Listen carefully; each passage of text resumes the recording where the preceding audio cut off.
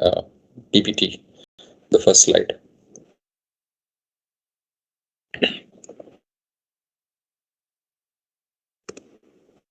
Okay, fine. Thank you. So it is all about our new upcoming release, which is 2.1. और इस release में जो दो major चीजें हम कवर कर रहे हैं, एक है कंप्लायंस रिलेटेड और दूसरा है फीचर रिलेटेड. तो कंप्लायंस रिलेटेड जो चीज है वो 1 अप्रैल से एप्लीकेबल होने वाली है, इम्प्लीमेंट होने वाली है, which is about the audit trail. So last हमने जो ऑडिट ट्रेल पे जो डोमेन इनेबलमेंट सेशन किया था, उसमें हमने आपको बताया था कि 1 अप्रैल 2022 से जो भी कंपनियां एमसीए के परव्यू में आती हैं, तो एमसीए के परव्यू में आने वाली कंपनियां हैं generally public limited, private limited, NBFC companies, section 8 मतलब not for profit companies, companies owned by government of India और स्टेट गवर्नमेंट. ये सारी कंपनियां जो है वो इस एमसीए के नोटिफिकेशन के अंदर आएंगी और इन सभी कंपनीज को एक ऐसे अकाउंटिंग सॉफ्टवेयर का इस्तेमाल करना होगा जो कि ऑडिट ट्रेल का फीचर जो है प्रोवाइड करता हो, या एडिट लॉग का ऑप्शन जो है वो प्रोवाइड करता हो. इसके साथ साथ जो दूसरा फीचर हम प्रोवाइड कर रहे हैं इसके अंदर, वो है डिजिटल सिग्नेचर का, कि किस तरह से आप टैली में डॉक्यूमेंट को डायरेक्टली टैली से ही डिजिटली साइन कर सकते हैं by using our DSC dongle. जो डोंगल आता है उसके थ्रू हम उसको कैसे यूज कर सकते हैं. तो इन दो चीजों के ऊपर हमारा आज का प्रेजेंटेशन है. So today we are not going to cover the domain because we have already done the one separate session or dedicated session for domain audited domain. So आज हम सिर्फ प्रोडक्ट ही देखेंगे कि प्रोडक्ट के अंदर किस तरह से हम इन चीजों को जो है कर सकते हैं. So let's come to that. तो जैसा मैंने बताया, सेशन निंजा हमारा आज दो ही टॉपिक का है, पहला ऑडिट ट्रेल और दूसरा DSC, digital signature certificate. So as we all know कि अगर स्टैचुरी की बात आती है तो in terms of statutory we have been very consistent in delivering the product in the market. In 2005 we gave VAT in our product, then 2017 GST, and then 2021 e-way bill and invoicing was provided in our product. In the same pace we are again going to deliver the solution before it gets implemented. So definitely this solution would be in the market before 1st April 2022, और इसकी जो implementation date है वो उससे पहले ही हम जो है इसको मार्केट में देंगे. So this is the notification. I'll not talk much about that. एक ब्रीफ में आपको बता देता हूँ कि according to the notification issued by Ministry of Corporate Affairs, accounting software for maintaining books of accounts used by businesses that fall under the purview of MCA should have an audit trail edit log feature. So इस notification के हिसाब से जो कि मैंने जो भी list बताई उन कंपनीज के ऊपर एप्लीकेबल होगी. Actually this notification was came at 24th of March in the previous financial year, मतलब this current financial year 2020, 21st and 22. तो इस फाइनेंशियल ईयर के से पहले जो है एप्लीकेबल होने के लिए नोटिफिकेशन आया था 24 मार्च 2021 फाइनेंशियल ईयर में, और 21-22 में ये एप्लीकेबल होना था, लेकिन किसी कारण की वजह से नहीं हो पाया. तो 1 अप्रैल को इसको डिफर करने का एक और जो है नोटिफिकेशन इशू किया गया कि इसको अब 1 अप्रैल 21 के बजाय 1 अप्रैल 22 को जो है इसको इम्प्लीमेंट किया जाएगा. तो टैली प्राइम एडिट लॉग जो भी लोगो आप अपने सामने देख रहे हैं, yes definitely this logo would be in the market, and along with that there would be a separate product in the market. So दो प्रोडक्ट जो है साइमल्टेनियसली जो है रहेंगे, पैरेलली रहेंगे मार्केट में. एक होगा टैली प्राइम एडिट लॉग के नाम से, और एक होगा tally prime regular. Regular in the sense मैं सिर्फ नाम अलग करने के लिए रेगुलर बोल रहा हूँ, उसके अंदर रेगुलर लिखा नहीं होगा, वो सिर्फ बेसिक टैली प्राइम जैसे लिखा होता है आज वैसे ही लिखा रहेगा, और उसका लोगो भी वैसे ही होगा. तो टैली प्राइम एडिट लॉग और टैली प्राइम, ये दो प्रोडक्ट जो है वो मार्केट में पैरेलल चलेंगे. दोनों में डिफरेंस क्या होगा? दोनों में डिफरेंस ये होगा कि जो टैली प्राइम एडिट लॉग होगा, क्योंकि ये जो नोटिफिकेशन है इसके बारे में एक चीज आपको बताना मैं जरूर समझूंगा, तब आपको एक कॉन्सेप्ट समझ में आएगा कि ये दो प्रोडक्ट हमें क्यों चाहिए मार्केट में. पहली बात तो ये जो नोटिफिकेशन है, ये नोटिफिकेशन सिर्फ और सिर्फ एमसीए के परव्यू में आने वाली एंटिटीज के ऊपर है, ऑर्गेनाइजेशन के ऊपर है. तो लोगों के दिमाग में एक चीज आता है कि ठीक है एक ही प्रोडक्ट देना चाहिए था, और उसके अंदर ऑप्शन दे देते हैं कि हाँ ठीक है ये कंपनी एमसीए के अंदर है और इस कंपनी को ऑडिट ट्रेल मेंटेन करना है, तो वो कंपनी ऑडिट ट्रेल के फीचर को यस कर लेगी। बट सिर्फ नोटिफिकेशन में इतना ही नहीं लिखा है, नोटिफिकेशन में जो अगली लाइन लिखी गई है उसकी वजह से हमें ये दो प्रोडक्ट मार्केट में लाने पड़े। वो लाइन ये कहती है कि यूजर के पास ऑप्शन नहीं होना चाहिए कि वो इस फीचर को टेम्पर कर सके। उन्होंने थोड़ा सा टेम्पर वर्ड यूज किया है, उसको हम थोड़ा सा और एक्सपेंड करें, उसका स्कोप और बढ़ाएं, तो अदर टर्म्स में कह सकते हैं कि that can not be enable और डिसेबल। क्योंकि टेम्परिंग तो ऐसे ही होगी कि भाई ऑडिट ट्रेल बंद कर दिया, कुछ एडिट कर लिए, फिर बाद में हमने ऑन कर दिया। तो इस वजह से इस लाइन को फॉलो करते हुए हमें मार्केट में एक कंप्लाइंट प्रोडक्ट देना था जिसके अंदर एडिट लॉग को या ऑडिट ट्रेल को डिसेबल करने का या टेम्पर करने का कोई ऑप्शन ना हो। तो there would be one product, Tally Prime edit log, जिसके अंदर यूजर इस ऑप्शन को इनेबल डिसेबल नहीं कर पाएगा।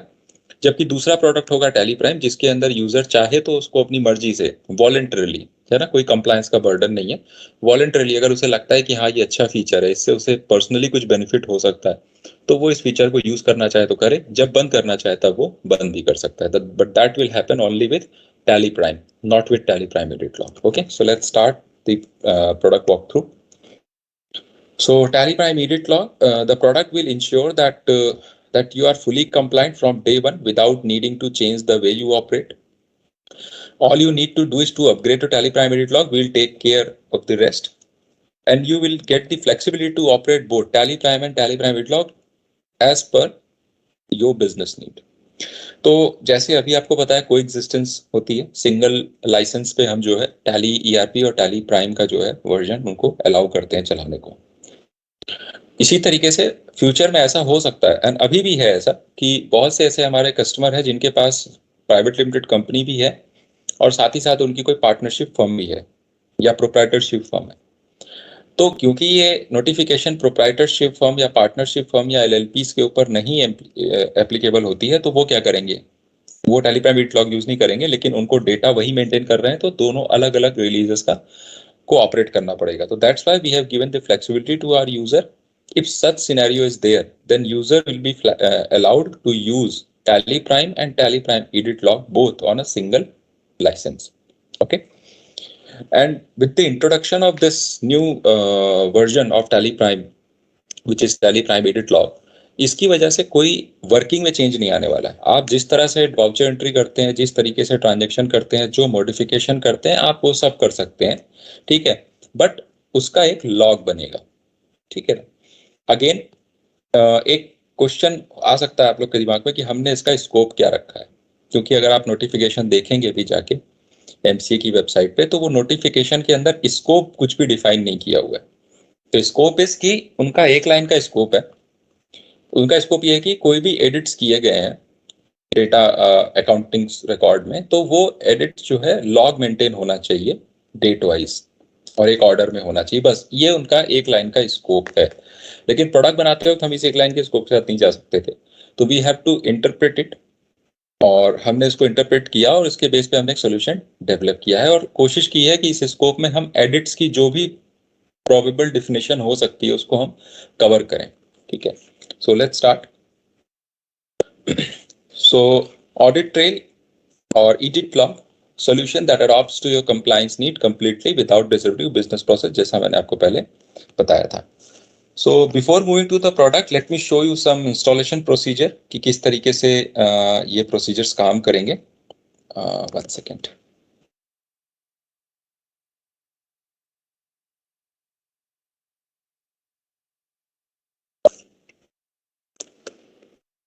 Let me open the D drive.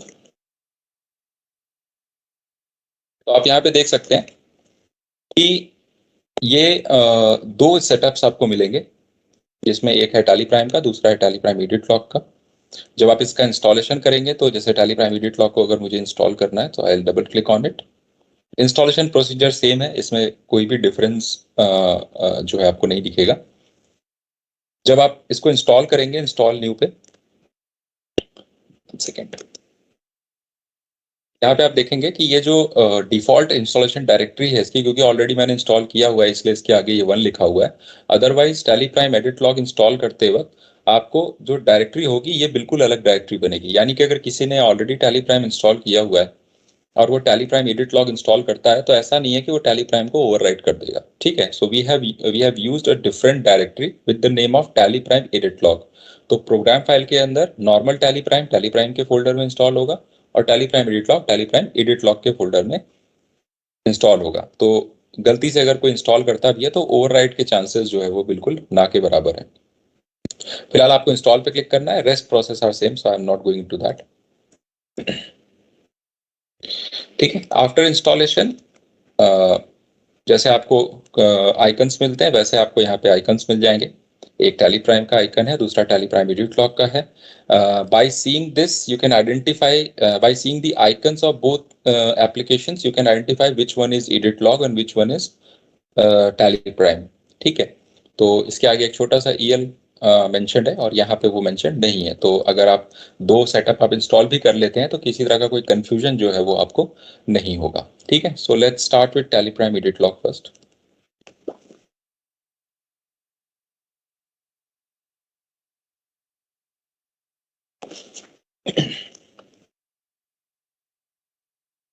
Fine. So here, after opening this application, you can see यहाँ पे आपको tally Prime edit log gold version जो है वो आपको दिख रहा है साफ साफ। एप्लीकेशन के अंदर भी आप इसको आइडेंटिफाई कर सकते हैं। And same you can C from this about section. ठीक है, यहाँ पे आपको tally prime EL edit log, और क्योंकि ये बीटा वर्जन है इसलिए बीटा क्या, अभी इसको इंटरनल बिल्ट ही कहेंगे, इंटरनल बिल्ट है, तो वो आपको यहाँ पर इस तरह से फ्लैश हो जाएगा। Let me open the data. So here we have two companies जिसके ऊपर हम ये पूरा डेमो एडिट लॉग का करेंगे। One is Amar trading, second one is Ganesh and company. तो ये अमर ट्रेडिंग जो है वो कंपनी है जिसको हमने ऑलरेडी डेमो के टाइम पे 2.1 पे बनाया है। लेकिन ये जो गणेश एंड कंपनी है पुरानी कंपनी है, ये टैली प्राइम एडिट लॉग से के वर्जन पे 2.1 के वर्जन पे नहीं यूज हुई है। तो जैसे ही कोई इस वर्जन पे इस अपने पुराने डेटा को ओपन करेगा, the migration process is there, उसको माइग्रेशन जो है एक परफॉर्म करनी पड़ेगी। So I do the migration first. One second, let me minimize it. Yes. So migration के टाइम पे जो मैसेज आएंगे वो आपको जरूर देखने हैं, क्योंकि मैसेजेस काफी ज्यादा जरूरी हैं फॉर इनिशियल फेजेस एक्चुअली। तो माइग्रेशन के टाइम पे ये कह रहा है कि migration will take the company data and compatible with it this release, data path is this and this. So let's say मैं इसको यहाँ पर इसको बंद कर देता हूँ and I migrate it. So migration is done. So this way you can simply migrate your data, okay, and इसमें जो है आपको कोई ऐसा इशू जो है उसके अंदर नहीं फेस होगा। One second,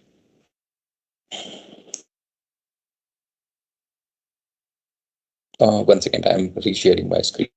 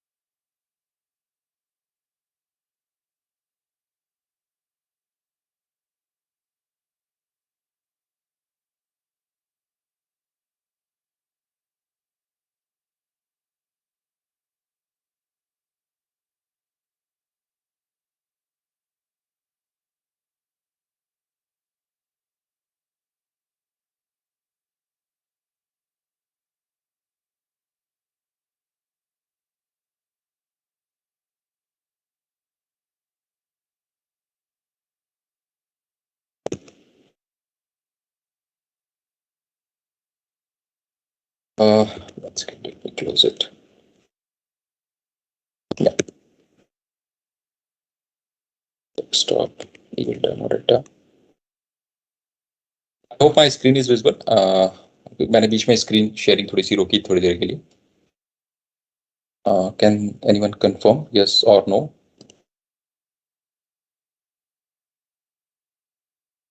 Okay, okay, thank you, thank you, thank you. Okay, so I'm just reopening this company.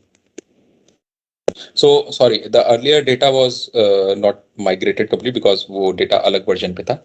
जब एक्चुअली आप माइग्रेट करेंगे एडिट लॉग के अंदर, तो ये दिखाने के लिए मैंने वो डेटा कॉपी पेस्ट करना था. That's why I unshared my screen actually. So when you actually migrate the data from non edit log to edit log release, तो यानी कि 2.1 से पहले की जो रिलीज होगी उसका डेटा जब आप 2.1 में लाएंगे तो आपको एक्चुअल मैसेज ये दिखाई देगा.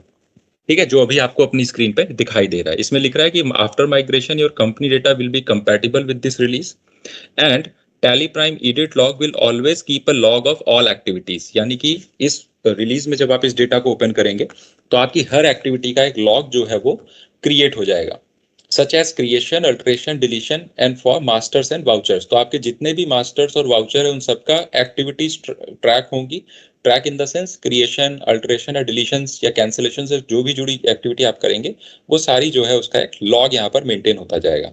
Additionally, all voucher type with automatic voucher numbering will be updated to automatic manual override. कि आपके जितने भी एग्जिस्टिंग वाउचर हैं, वाउचर नंबरिंग का जो मेथड है वो ऑटोमेटिक होता है बाय डिफॉल्ट अगर चेंज नहीं किया है तो. और वो क्या हो जाएगा, आपका मैनुअल हो जाएगा, मैनुअल ओवरराइड हो जाएगा without affecting the existing voucher number. मतलब आपके जो अभी के वाउचर नंबर हैं, ठीक है, वो वैसे ही रहेंगे, सिर्फ उनका मेथड चेंज हो जाएगा, यानी कि वो मैनुअल ओवरराइड हो जाएंगे. डेटा पाथ ये है और आपको इसको माइग्रेट करना है. तो फिलहाल मैं अभी डेमो पर्पस के लिए बैकअप बंद कर दे रहा हूँ, but it is always recommended जब भी आप माइग्रेशन कर रहे हो तो आप डेटा जो है बैकअप जरूर लें. तो एक्चुअली ये मैसेज वहां पर नहीं था, that's why I unshared the screen and copied the latest data. तो लेटेस्ट डेटा के अंदर आपको इस तरह से एक्चुअल जो मैसेज आएगा वो ये आएगा, ताकि यूजर को माइग्रेट करते समय पता हो कि क्या क्या चीजें जो है वो इस ट्रैक में रिकॉर्ड होंगी. ठीक है, so you will simply click on migrate. Okay, so now this migration happened. ठीक है, सिंपली आपने इस डेटा को आपने माइग्रेट कर लिया. नॉर्मल माइग्रेशन ही है, बस एक्चुअल वो जो मैसेज वहां पर आ रहा है वो मैसेज को देखना थोड़ा सा जरूरी है. ठीक है, so that Ganesh and company I used for the migration purpose. So now I am just closing this company and opening this Amar trading. ये अमर ट्रेडिंग ऑलरेडी जो है 2.1 पे ही बनी है डेमो के लिए, तो इसलिए इसमें मुझे माइग्रेशन की जरूरत नहीं पड़ेगी. ठीक है, ये मैंने ओपन कर लिया. अब अब आते हैं, हम इसको थोड़ा एक्सप्लोर करते हैं कि ऑडिट ट्रेल फीचर जो है वो किस तरीके से काम करेगा और क्या क्या चीजें उसके अंदर होंगी. वैसे ब्रॉडली हमने स्कोप माइग्रेशन के टाइम पे देख लिया है, बस उन्हीं चीजों को हमें यहाँ पे क्या करना है, वैलिडेट करना है. ठीक है, तो let's do some modification. So let's say I open this particular voucher. Okay, let's me create one sales actually, ताकि क्रिएशन से हम देख लेते हैं. So I'm just going to create one sales transaction here. Say I took this particular stock. ये मैंने अभी फिलहाल डेमो पर्पस के लिए मैं जीएसटी वगैरह इसमें अप्लाई नहीं कर रहा हूँ और मैंने इसको क्या कर दिया, एक्सेप्ट कर दिया. सो नाउ क्योंकि जो स्कोप है हमारा माइग्रेशन के टाइम पे we have seen creation, alteration, deletion and एक चीज कैंसिलेशन भी उसमें अभी एडेड है. तो क्रिएशन, अल्टरेशन और डिलीशन, यानी कि अभी हमने वाउचर का क्रिएशन किया तो वो भी हमारे उस एडिट लॉग की जो रिपोर्ट है हमारी ऑडिट ट्रेल की उसके अंदर वो चीज फ्लैश होनी चाहिए. ठीक है, सो अभी हम इसको वाउचर बाय वाउचर देखेंगे, देन वी विल सी कि हम किस तरह से बल्क में इसको देख सकते हैं. ठीक है, तो अभी फिलहाल हम एक सिंगल सिंगल रिपोर्ट देखते हैं. तो अभी हमने ये 5th वाउचर पोस्ट किया है सेल्स का 1500 रुपए का, इसको हमने एंटर किया. अब इस पर्टिकुलर ट्रांजेक्शन का क्या लॉग है वो हमें देखना है, मान लीजिए, है ना, अभी के लिए. तो यहाँ पे आपको ऑप्शन दिया है रिलेटेड रिपोर्ट्स का. इस रिलेटेड रिपोर्ट्स के अंदर आप देखोगे एडिट लॉग का एक ऑप्शन हमने यहाँ पर इंट्रोड्यूस किया है जिसकी शॉर्टकट की ऑल्ट क्यू है. तो like stock query and tax analysis, आप वहीं से वाउचर से ही वो शॉर्टकट की प्रेस करके, यानी कि ऑल्ट क्यू प्रेस करके इस लॉग रिपोर्ट को ओपन कर सकते हैं. So now log get created कि वर्जन 1, यानी कि इस वाउचर का फर्स्ट वर्जन है ये. एक्टिविटी क्या थी, क्रिएट की. यूजर, किस यूजर ने किया है और किस डेट और किस टाइम पे ये हुआ है. तो 25th एंड 4/24 पे ये क्रिएट हुआ है. तो that one log got created. ठीक है, अब इस लॉग की हमें अगर डिटेल रिपोर्ट देखनी है तो हम यहाँ पे क्या करेंगे, एंटर करके इसका ड्रिल डाउन करके ये रिपोर्ट भी हम यहाँ पे देख सकते हैं. ठीक है, ये आप देख सकते हैं सारी फील्ड यहाँ पर आपको दिख रही है. तो ये सारी चीजें क्रिएशन के टाइम पे जो है इसके अंदर ऐड करी गई हैं. ठीक है, so by this way we can see the log for individual voucher. आपको वाउचर से सीधे ऑल्ट क्यू करना है, you will be able to see the entire track of it. ठीक है, अभी हम क्या करते हैं, एक एग्जिस्टिंग वाउचर ओपन करते हैं जो डेमो पर्पस के लिए सारे बनाए गए। So I will open this sales voucher 1। अब इस सेल्स वाउचर 1 में हमें ये हिसाब किताब दिख रहा है कि ये वाउचर हमारे सामने इस तरीके से है। ठीक है, लेकिन हो सकता है इसमें भी कुछ एडिट्स हुई हो जो हमें पता नहीं है, हम तो अभी करंट वर्जन इसका देख रहे हैं। ठीक है, so just to cross check कि भाई क्या इसका प्रीवियस वर्जन्स रहे हैं, क्या इसका एडिट लॉग रहा है, you simply press alt Q और you can see there are 4 versions of this transaction. It was created by Prem on 16 Jan. Again, it was opened by Prem and resaved without doing any changes. Third was again, it was altered by Prem and it was altered by Hari on 12th of Feb. तो ये इसके 4 versions जो है हमें यहाँ पर मिल रहा है। Okay, one thing I forgot to mention, आपकी कोई भी क्वेरी है तो आप प्लीज चैट बॉक्स में डाल सकते हैं। हम लोग चैट बॉक्स से क्वेरीज को पहले लेंगे एंड देन उसके बाद एक एक करके आप लोग रेज हैंड करेंगे and I will unmute each and everyone. Okay, so इस तरह से आप जो है लॉग्स को यहाँ पर देख सकते हैं। Let's say I want to see the details of created, I will click on created और यहाँ पे क्रिएटेड की जो डिटेल है वो हम यहाँ पर देख सकते हैं कि ये वाउचर कैसे क्रिएट हुआ था, तो क्या क्या चीजें थी इसके अंदर। ठीक है, नाउ इसके बाद रीसेव नो चेंजेस है, आप इस पे एंटर करेंगे तो it will show you no differences to display, क्योंकि यहाँ पे कोई डिफरेंस नहीं है, यूजर ने सिर्फ वाउचर ओपन किया और उसको सेव कर दिया। ठीक है, देन अल्टर्ड में गए, नाउ यू कैन सी कि क्या अल्टर हुआ है। वर्जन 2 एंड वर्जन 3, वर्जन 2 में ये place of receipt and motor vehicle number ये नहीं थे और यहाँ पर प्लेस ऑफ रिसीट और मोटर व्हीकल नंबर जो है वो मेंशन कर दिया गया है। ठीक है, so by this way we can have the track of all previous version versus selected version. तो जो भी हमारा सेलेक्टेड वर्जन होगा उसके इमीडिएट प्रीवियस जो वर्जन होगा उसकी हम कंपैरिजन यहाँ पर देख सकते हैं। हमने थर्ड सेलेक्ट किया तो सेकंड हमें यहाँ पर दिख रहा है। Similarly we can press on, we can go on 4 और 4 पर हमें जो है यहाँ पर आप देख सकते हैं थर्ड और फोर्थ की कंपैरिजन हमें दिख रही है। ठीक है, अब इस स्क्रीन में रहते हुए आप देख सकते हैं कि ये तीनों डिटेल जो थी वो यहाँ पर नहीं थी। साथ में ये जो बिल्ड टाइप था यहाँ पर वो पहले मेंशन नहीं था, बाद में इसको बिल्ड टाइप मेंटेन किया गया, न्यू रेफरेंस के अंदर मेंशन किया गया। यहाँ पर भी shift by document number final registration ये पहले नहीं था थर्ड वर्जन में, फोर्थ में हरी ने इसको अपडेट किया हुआ है। तो by this way we can see the entire details of these things. Okay, now अगर हमें एक वर्जन से दूसरे वर्जन पे जाना है तो one practice what we can do, आप स्किप कीजिए, बाहर आइए, फिर आप थर्ड पे जाइए, थर्ड एंड सेकंड का वर्जन देखिए, फिर फर्स्ट पे आइए, आप इसको भी देख सकते हैं।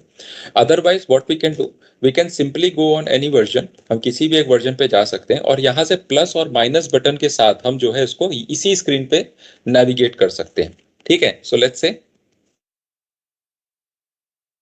यहाँ पे आप देखेंगे ये भी फर्स्ट था, फिर सेकेंड थर्ड, फिर थर्ड फोर्थ। तो इस तरीके से हम क्या कर सकते हैं, विद इन दिस स्क्रीन यहां से बिना बाहर निकले ही हम इस पूरी डिटेल को प्लस और माइनस बटन का इस्तेमाल करके हम यहाँ पर देख सकते हैं। Okay, now let's do something. अभी हम ये सेल्स वाउचर को ओपन करते हैं और यहाँ पर कुछ हम इसकी मॉडिफिकेशन डाल देते हैं। So let's say I entered 50 quantity,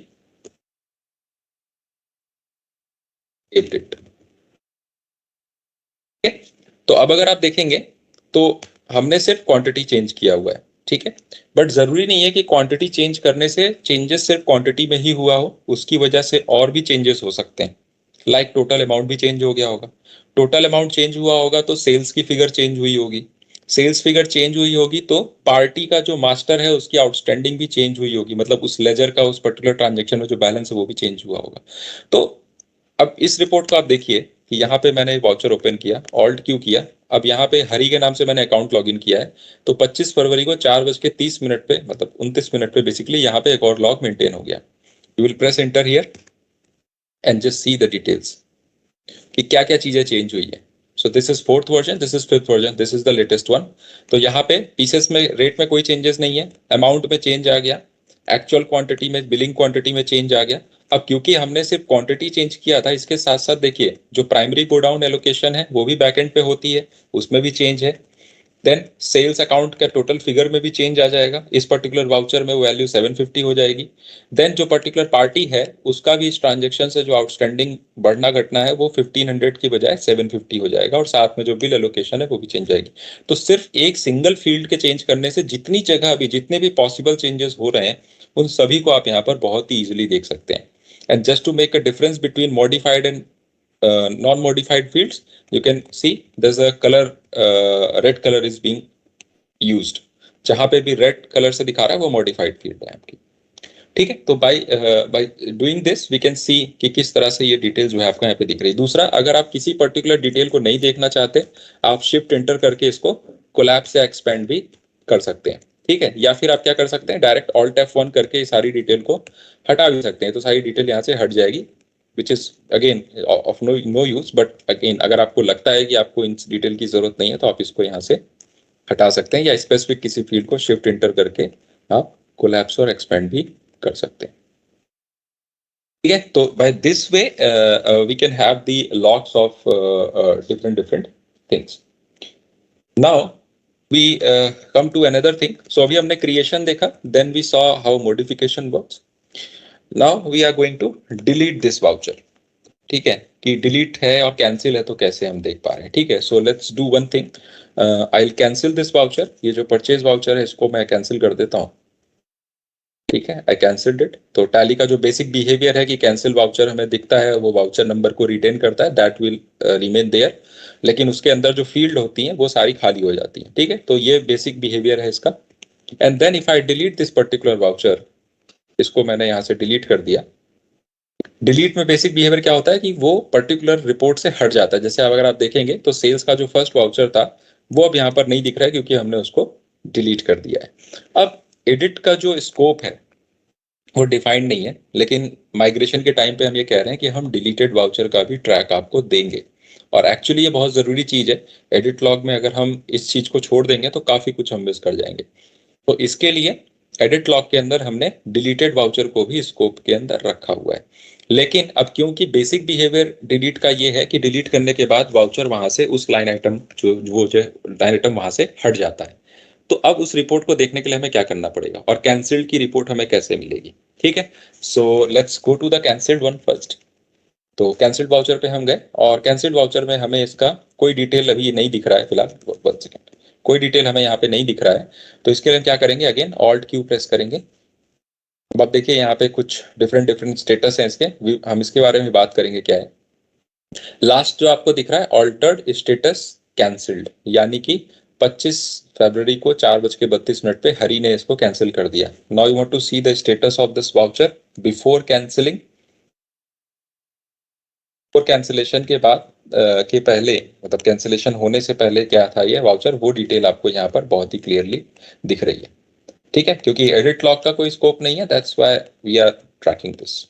ठीक है, in the same fashion if you see, अगर मुझे डिलीटेड वाउचर की रिपोर्ट देखनी है जो कि यहाँ पर नहीं दिख रहा है, तो उसके लिए हमने ऑप्शन जो दिया है वो बेसिस ऑफ वैल्यू के अंदर दिया हुआ है। बेसिस ऑफ वैल्यू में जाएंगे, यहाँ पे डिलीटेड वाउचर का ऑप्शन आ रहा है, included deleted voucher. You can simply press enter to enable this option, and once you press escape you can see the deleted voucher is also coming here. Okay, so now once you enter on that, you can see the track of this deleted voucher. Latest हमने अभी delete किया था आज की तारीख में। अब इस पे हम एंटर करके इसकी डिटेल को भी देख सकते हैं कि वाउचर जो है वो डिलीट हो चुका है। और क्या वाउचर था, 5th वर्जन इसका क्या था वो हम यहाँ पे, या 5th के पहले का भी जो वर्जन है वो सारे वर्जन हम यहाँ पर देख सकते हैं। By this way we are maintaining the log of deleted and cancelled voucher. Okay, now let me show you one more thing here. तो अभी आप देख रहे हैं यहाँ पे जो डिटेल्स आ रही है हमारे पास मॉडिफिकेशन की, ये बहुत ही लिमिटेड डिटेल्स आ रही है ना। We have few more details, जिसके लिए हम क्या करेंगे, F12 प्रेस करके मैं आपको पहले सारी फील्ड्स दिखा देता हूँ और फिर इस F12 का ऑप्शन समझाता हूँ आपको मैं। तो ये सारी फील्ड्स हैं, आप देखेंगे ऑलमोस्ट 15 फील्ड्स ऊपर आ रही हैं और 34 अभी और हैं, तो ऑलमोस्ट जो है 50-60 फील्ड्स जो है यहाँ पर आपको दिख रही है। तो अभी आपको इस वाउचर की सारी फील्ड दिख रही हैं, कुछ फ्रंट एंड फील्ड्स हैं, कुछ बैक एंड फील्ड्स हैं। कुछ ऐसी फील्ड्स भी होंगी जिनको आपने आज तक कभी देखा नहीं होगा वाउचर पोस्ट करते वक्त। ठीक है, जैसे कि अगर आप देखेंगे तो is VAT paid, is invoice, कुछ बैकएंड पे फील्ड्स होती हैं जो कॉन्फ़िगरेशन सेव करती हैं, कुछ बैकएंड पे फील्ड्स होती हैं जो फील्ड वैल्यूज को होल्ड करती है। ठीक है, तो ये सारी फील्ड्स जो है वो अगर यूजर देखना चाहे तो देख सकता है, इन केस अगर नहीं देखना चाहता तो वो इसको हटा भी सकता है। ठीक है, जैसे कि उसने F12 प्रेस किया आपने, अगर आपको बैकएंड पे जो कॉन्फ़िगरेशन बेस्ड वैल्यू है which is basically yes and no, अब यस एंड नो वाली फील्ड्स क्या होंगी, जैसे कि ये जो इज वाली जो फील्ड है सारी, ये सारी यस एंड कॉन्फ़िगरेशन फील्ड होती है बेसिकली। ठीक है, जैसे आप नीचे आएंगे तो ये रहा इस पार्टी लेजर, तो ये सारी चीजें क्या है आपकी कॉन्फ़िगरेशन बेस्ड है, यानी कि बैकएंड पे जो कॉन्फ़िगरेशन रिलेटेड चीजें होती है यस नो फील्ड, उनको ये स्टोर करता है। तो अगर मुझे इसको नहीं देखना है तो I will simply press F12 here, और इसको हम इंटरनल फील्ड को, सॉरी यस एंड नो वाली फील्ड को हम क्या कर देंगे, नो कर देंगे। अब आप देखोगे ये इज वाली जो फील्ड है वो सारी जो है यहाँ से हट गई, यहाँ से गायब हो गया, और पार्टी के अंदर इस पार्टी टाइप जो आ रहा था वो भी यहाँ से हट गया। इसके बाद बैकएंड पे कुछ ऐसी फील्ड्स होती हैं जिन पे कुछ वैल्यूज स्टोर होती हैं अपार्ट फ्रॉम दिस कॉन्फ़िगरेशन, जिसको हम इंटरनल फील्ड्स बोलते हैं बेसिकली। तो क्योंकि बैकएंड पे चेंज तो उनमें भी हो रहा है, इसलिए टैली आपको ऑप्शन देता है, एडिट लॉग ऑप्शन और देता है कि आप उन फील्ड्स को भी देख सकें। तो for that what you can do, you can simply use the third one, show internal fields updated by the application. मतलब आपने चेंज तो फ्रंट एंड पे जो है उस पे चेंज किया है, लेकिन बैक एंड पे यानी कि जो इंटरनल फील्ड है उनमें भी कुछ चेंजेस हुए हैं। अगर उनको आपको नहीं देखना है तो आप इसको नो कर सकते हैं, तो वो फील्ड्स भी आपकी यहाँ से हट जाएंगी। ठीक है, इसके अलावा पहला जो F12 में ऑप्शन है वो है शो अल्टर्ड वैल्यूज ओनली, यानी कि अभी भी आपको दोनों नीचे के ऑप्शन सेकंड और थर्ड बंद करने के बाद भी आपको कुछ ऐसी लाइन आइटम्स दिख रही हैं जो मॉडिफाइड नहीं है लेकिन फिर भी ये स्क्रीन पे विजिबल है। जैसे ऊपर की जो पूरी लाइनें हैं ये बेसिकली मॉडिफाइड नहीं है लेकिन ये फिर भी आपको दिख रही है, और जो मॉडिफाइड है वो तो है ही अलग। ठीक है, तो अगर मुझे इन चीजों को भी नहीं देखना है तो what we can do actually, so for that press F12 और शो अल्टर्ड वैल्यूज ओनली, आप इसको क्या कर लोगे, यस कर लोगे, तो आपको सिर्फ और सिर्फ अल्टर्ड वैल्यू ही दिखेंगी, बाकी सारी वैल्यूज जो है आपको नहीं दिखेंगी। ठीक है, तो जिसमें आपने अल्ट्रेशन किया होगा सिर्फ वो फील्ड यहाँ पर आपको विजिबल होगी और वो रेड में आपको हाईलाइट हो जाएगी। So this is the use of F12। Again we will see this F12 option in master, तो वहां पे थोड़ा और ज्यादा आपको क्लियर हो जाएगा। सो लेट्स मूव फॉरवर्ड।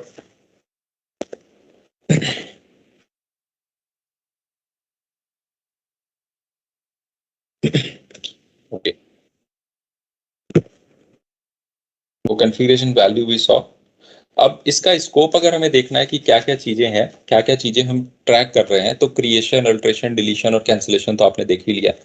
इसके अलावा हम डिफरेंट डिफरेंट जो ऑपरेशंस होते हैं, जैसे माइग्रेशन हो गया, स्प्लिट हो गया, सिंक हो गया, इंपोर्ट हो गया, रीराइट हो गया, तो ये सारी चीजें अगर डेटा में परफॉर्म हो रही हैं, सिंक के थ्रू कोई डेटा आ रहा है, इंपोर्ट के थ्रू कोई डेटा आ रहा है, तो वो सारी चीजें भी हम ट्रैक रखते हैं। जैसे कि आपने देखा होगा यहाँ पर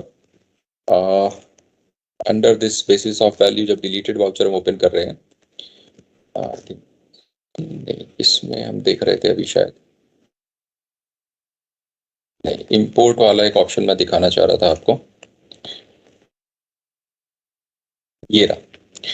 तो जैसे यहाँ पे आप देखेंगे तो क्रिएटेड ड्यू टू इंपोर्ट, यानी कि ये जो वाउचर था ये डायरेक्ट टैली में नहीं बनाया गया, ये किसी इंपोर्ट फंक्शन के थ्रू, चाहे वो टैली की XML के थ्रू बनाया गया हो या किसी सॉफ्टवेयर के थ्रू इंपोर्ट किया गया हो, ये उससे इंपोर्ट करके बनाया गया है। देन यही ट्रांजेक्शन दोबारा इंपोर्ट किया गया लेकिन इसमें कोई चेंजेस नहीं हुआ।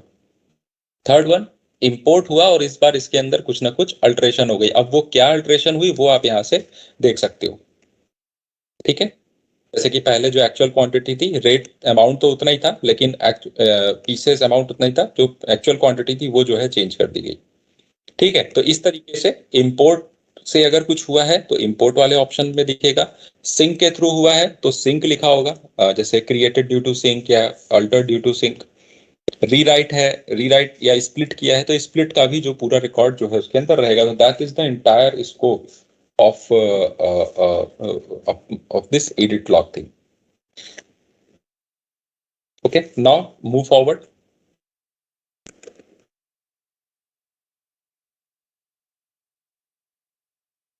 Okay, so this what we covered in easily track edit log of modification done to the transaction in a sequence. Okay, now there are few FAQs. Will the user be able to disable the edit log capability in the Tally Prime edit log product? तो क्या जो user है उसके पास rights होंगे कि वो edit log की जो कैपेबिलिटीज है उनको जो है वो डिसेबल कर सके? तो जैसा मैंने बताया कि बिल्कुल क्लियर मेंशन है नोटिफिकेशन के अंदर कि आप जो है इस फीचर को डिसेबल नहीं कर सकते, टेम्पर नहीं कर सकते, and that's why we have given two separate products in the market. अगर हम ये टैली प्राइम एडिट लॉग के अंदर भी डिसेबल का ऑप्शन दे देंगे तो ये रिलीज बिल्कुल भी कंप्लाइंट रिलीज नहीं कही जाएगी.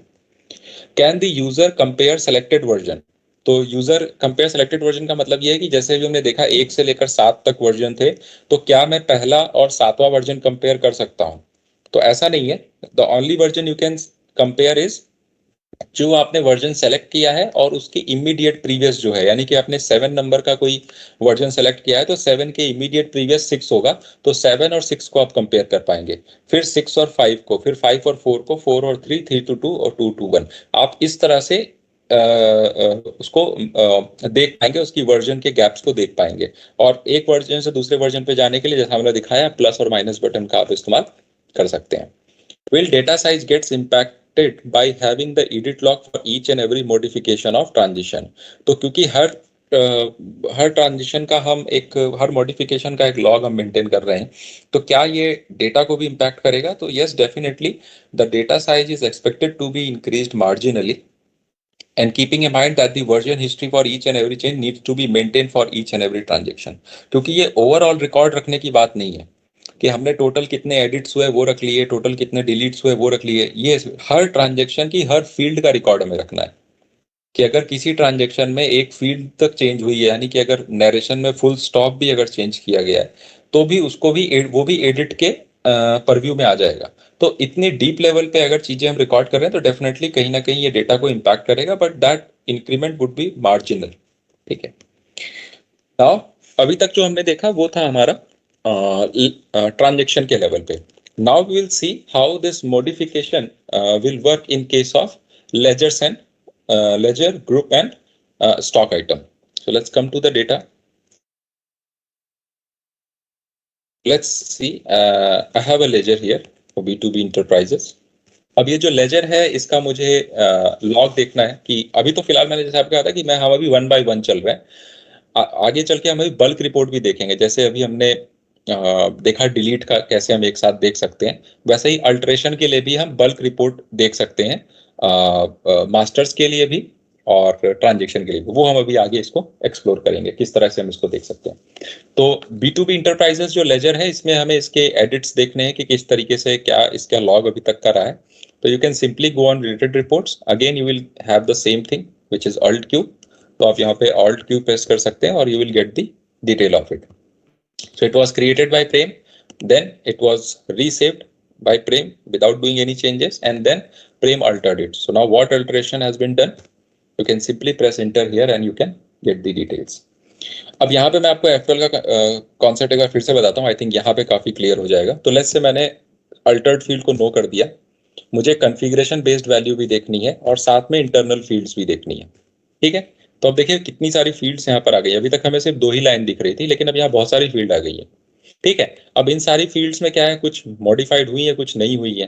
ठीक है. कुछ में जो है कुछ कॉन्फ़िगरेशन रिलेटेड है. जैसा मैंने बताया था इस वाली जो फील्ड होती है वो सारी कॉन्फ़िगरेशन बेस्ड होती हैं.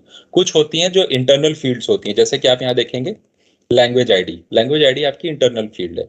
तो इन्हीं चीज इन फील्ड्स के इन कॉन्फ़िगरेशन के रिप्रेजेंटेशन को कंट्रोल करने के लिए ही हमने यहाँ पे F12 का बटन दिया हुआ है. तो लेट्स से अगर आपको कॉन्फ़िगरेशन बेस नहीं देखना है, इंटरनल फील्ड्स नहीं देखने हैं, तो आप इसको बंद कर दीजिए. देखिए यहाँ से लैंग्वेज आईडी गायब हो गया और इस वाले जो भी ऑप्शंस थे वो सब गायब हो गए. अब इसके बाद भी आपको फर्दर फिल्टर करना है तो आप सिर्फ तीसरा ऑप्शन यूज कर लीजिए और एंटर कर लीजिए. तो आपको सिर्फ और सिर्फ मॉडिफाइड फील्ड्स ही यहाँ पर देखने को मिलेंगे. सो that's how if this F12 will help you in managing the display of this difference report. Okay. Now let's say if I make any changes in this ledger. So let's see, I change the state of this particular thing. I change the code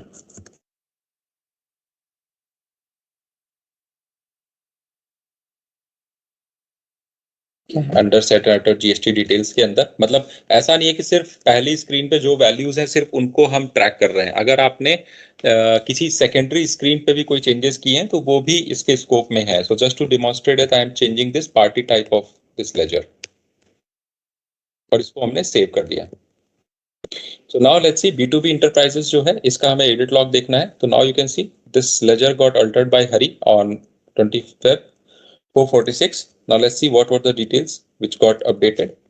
तो आप यहाँ पे देख सकते हैं state इसका नहीं था, पहले स्टेट चेंज हुआ, पिन कोड चेंज हुआ, GST nature of supply change हुई, और उसका लेजर का स्टेट नेम चेंज हुआ। तो क्योंकि हमने सिर्फ स्टेट नेम चेंज किया था लेकिन बैक एंड फील्ड जो है वो भी हमें यहाँ पे अपडेट हुई है, तो यहाँ पे वो हमें मैंडेटरी फील्ड्स है तो वो भी हमें यहाँ पर दिख रही है।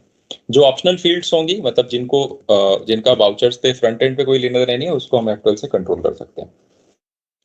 Now let's say if I delete this particular thing, or I do some more modifications in that. So let's say I alter again one more ledger. It is Ashok Fruits. So I change it to Fruits Traders, let's say, and I change this ledger's group to Sundry Creditor. I save this.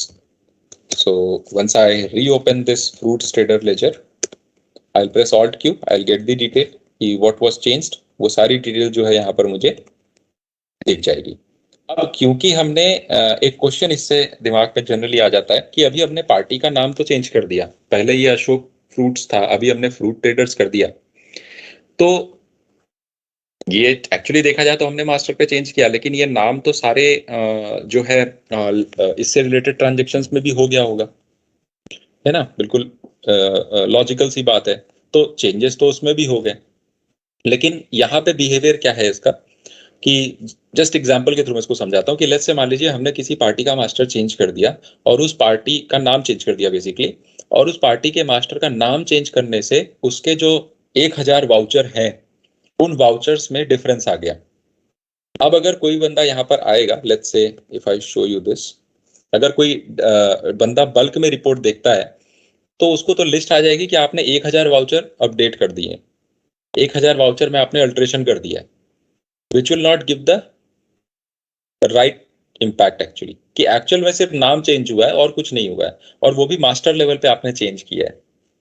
तो master level के जो changes हैं सिर्फ इस गलत impact को जाने से रोकने के लिए, क्योंकि जब वो चेक करेगा तो देखेगा सिर्फ लेजर चेंज हुआ है, और वो रैंडमली चेक करेगा, 1000 की सैंपलिंग के लिए कम से कम उसे 10-20 तो ओपन करने ही पड़ेंगे। तो इसलिए इस तरह के जो बल्क इम्पैक्ट वाली चीजें होती है ना, उसको हमने मास्टर से रिलेटेड अगर है तो वो मास्टर तक ही हमने रिस्ट्रिक्ट रखा हुआ है, कि अगर मास्टर का जैसे नाम चेंज कर दिया, ग्रुप चेंज कर दिया, ठीक है, तो ये सारी चीजों को हमने रिस्ट्रिक्ट किया हुआ है मास्टर लेवल पे, क्योंकि इनसे क्या होगा, बहुत ही मास लेवल पे अपडेट्स हो जाएंगी, और उतनी अपडेट्स को रिप्रेजेंट उस तरीके से करना थोड़ा गलत इम्पैक्ट देना होगा, ठीक है। तो इसके लिए हमने उसको रिस्ट्रिक्ट किया हुआ। तो अगर आप देखेंगे तो ये जो हमने अभी लेजर का नाम चेंज किया है, तो अगर इससे मेरे 10 ट्रांजेक्शन है तो इस वजह से उस 10 ट्रांजेक्शन में कोई अल्टरेशन का लॉग नहीं मेंटेन होगा, ये सिर्फ मास्टर लेवल पे रहेगा जो अभी हमने किया हुआ है, ठीक है। Now let's say if I delete this particular fruit traders, हमने इसको डिलीट कर दिया, डिलीट करने के बाद ये इस लिस्ट में यहाँ पर शो नहीं कर रहा है। So now how will get this particular detail of deleted masters. तो दोनों देख लेते हैं कि डिलीटेड वाउचर्स की डिटेल आप कैसे देखेंगे, वो तो आपने देख लिया। डिलीटेड मास्टर्स की डिटेल कैसे देखेंगे बल्क में, वो मैं आपको दिखा देता हूँ। तो चार्ट ऑफ अकाउंट में आप जाएंगे, चार्ट ऑफ अकाउंट के अंदर लेजर सेलेक्ट किया, और लेजर सेलेक्ट करने के बाद यहाँ पे आप अगेन बेसिस ऑफ वैल्यू में जाएंगे, और बेसिस ऑफ वैल्यू में यहाँ पे इंक्लूड डिलीटेड लेजर्स का ऑप्शन है, आप इसको एंटर कर दीजिए। अब आप देखेंगे तो सबसे एंड में आपको लिस्ट आ जाएगी कि कितने लेजर्स या कितने जो भी मास्टर आपने सेलेक्ट किया है वो कितने डिलीट हुए, और डिलीट होने से पहले उनका क्या हिसाब किताब। जैसे अशोक फ्रूट ट्रेडर्स पे आप जाएंगे तो ये पूरी डिटेल आपको दिखा रहा है। अभी मैंने इसको नाम चेंज किया था तो ये नाम चेंज करने का ऑप्शन भी यहाँ पर दिख रहा है। उसके बाद रीसेव किया था, उसके बाद फिर मैंने इसको डिलीट कर दिया था, तो डिलीट के टाइम पे इसका जो नाम था वो फ्रूट ट्रेडर्स था। तो ये सारी डिटेल आपको डिलीटेड मास्टर्स की जो है वो यहाँ पर दिख जाएंगी। अब आते हैं अल्टर्ड के ऊपर, जो मैंने अभी दोनों के लिए नहीं देखा है, ना ट्रांजेक्शन के लिए देखा है ना मास्टर के लिए देखा है। अब मान लीजिए बल्क में चेंजेस होते चले गए, किसी एक स्पेसिफिक डेट पर हमें देखना है कि कितने वाउचर्स जो हैं वो अल्टर हुए हैं या कितने नॉन अल्टर्ड है। इसी तरह से हमें मास्टर्स में रिपोर्ट देखनी है कि कितने मास्टर्स जो है अल्टर्ड हुए हैं, कितने मास्टर अनअल्टर्ड है या नॉन अल्टर्ड है। तो उसके लिए हम क्या करेंगे, डे बुक के अंदर ही जाना है हमें। डे बुक के अंदर यहाँ पे आपको बेसिस ऑफ वैल्यू में आना है और बेसिस ऑफ वैल्यू में सबसे पहला ऑप्शन है शो रिपोर्ट फॉर। तो शो रिपोर्ट फॉर के अंदर आपको ऑप्शन दिया है अल्टर्ड वाउचर है नॉन अल्टर्ड वाउचर। तो लेट्स से if I press on Altered voucher तो ये मुझे सिर्फ अल्टर्ड वाउचर की रिपोर्ट दिखाएगा। इसके साथ मुझे डिलीटेड देखना है तो मैंने डिलीटेड को भी ओपन कर रखा है। Now all these vouchers are altered vouchers. आप किसी भी एक वाउचर में जाएंगे, एंटर करेंगे तो कोई ना कोई अल्टरेशन ट्रैक इसका जरूर मिलेगा, ठीक है। और इसमें जाएंगे तो इसमें भी आपको कोई ना कोई अल्टरेशन, चाहे वो किसी भी तरीके से हुआ, चाहे सिंक की वजह से हुआ, चाहे इंपोर्ट की वजह से हुआ, वो अगर अल्टर्ड की कोई एक्टिविटी उसके अंदर है तो that will be filtered out with this filter actually. इसी तरीके से अगर हम नॉन अल्टर्ड कर देते हैं तो ये बिना अल्टरेशन वाले जो वाउचर है वो आ जाएंगे। इनमें सिर्फ आपको क्रिएशन का लॉग मिलेगा, अल्टरेशन का कोई लॉग नहीं मिलेगा, ठीक है। So that's how we can see the bulk report of altered voucher. इसी तरीके से अगर हमें बल्क रिपोर्ट देखनी है अल्टर्ड मास्टर्स की तो आप चार्ट ऑफ अकाउंट में जाएंगे, लेजर का देखना है तो लेजर में गए, यहाँ से कंट्रोल भी किया और शो रिपोर्ट फॉर आपने अल्टर्ड कर लिया तो ये सिर्फ आपको अल्टर्ड वाउचर की लिस्ट ऊपर आ जाएगी और नीचे डिलीटेड वाउचर की लिस्ट है, ठीक है। आप किसी भी वाउचर पे जाके एंटर करोगे और अल्टर करोगे, ऑल्ट क्यू करोगे तो आप यहाँ पे देख सकते हो कि क्या उसका ट्रैक रहा है, ठीक है। That's how we can see the reports for masters and ledgers. Similarly, we can see the changes in stock item also. तो स्टॉक आइटम के अंदर भी आप जाके कोई भी अल्टरेशन अगर आप करते हो तो let's say I open up one stock item and here I select this one और यहाँ पे हमने कुछ टैक्स डिटेल में चेंजेस कर दिए इसकी। One second, made it taxable and I applied 18% tax on it. Along with that I entered some opening balances और इसको हमने सेव कर दिया। Now if I go into this banana and I press Alt Q, so you can see the details of this alteration is here, ठीक है। अब इसमें भी आप देखेंगे तो हमने सिर्फ इंटीग्रेटेड टैक्स का 18% दिया था, लेकिन इंटीग्रेटेड टैक्स का 18% देने के साथ साथ चेंजेस किसके इसमें हुए होंगे, सेंट्रल टैक्स की वैल्यू में भी हुए होंगे, स्टेट टैक्स की वैल्यू में भी हुए होंगे, सेस की वैल्यू में भी हुए होंगे। मतलब सेस भी एप्लीकेबल होगा क्योंकि सेस पहले एप्लीकेबल नहीं था क्योंकि हमने इसकी टैक्सेबिलिटी डिफाइन नहीं करी थी। तो जितने भी एडिशनल चेंजेस है वो सारे जो है इसके अंदर ट्रैक हो जाएंगे। एक चाइल्ड फील्ड्स तक जो है आपको यहाँ पर ट्रैक्स देखने को इसके मिलेंगे। Okay, so let's move forward. So can we print the edit log information of a transaction or a master? अगर हम किसी मास्टर या किसी ट्रांजेक्शन का edit log information प्रिंट करना चाहते हैं तो can we do this? So अभी जो हमारा फोकस है, प्राइमरी फोकस है, that is on giving a compliant solution for this edit log thing. और इसकी वजह से जो है अभी हमने अपना जो कंसंट्रेशन है वो सिर्फ इस पे रखा है किस तरह से हम कंप्लायंट सोल्यूशन मार्केट में दे सकते हैं। धीरे धीरे जैसे हमें फील्ड से फीडबैक मिलेंगे, मार्केट में पोस्ट लॉन्च इसका फीडबैक आएगा, हम देखेंगे अगर फील्ड में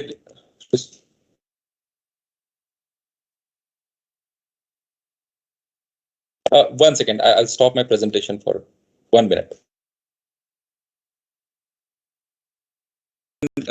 Feedback from the market, so definitely we will work on that. As of now, we are only focusing ourselves on having a compliant solution in the market.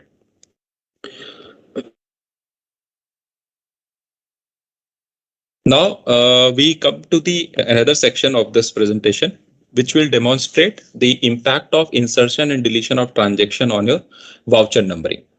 तो जैसे देखा होगा आपने जब माइग्रेशन हो रहा था तो एक और मैसेज आ रहा था विच वॉज कि आपका जो वाउचर नंबरिंग है वो आपका चेंज हो जाएगा from automatic to automatic manual override.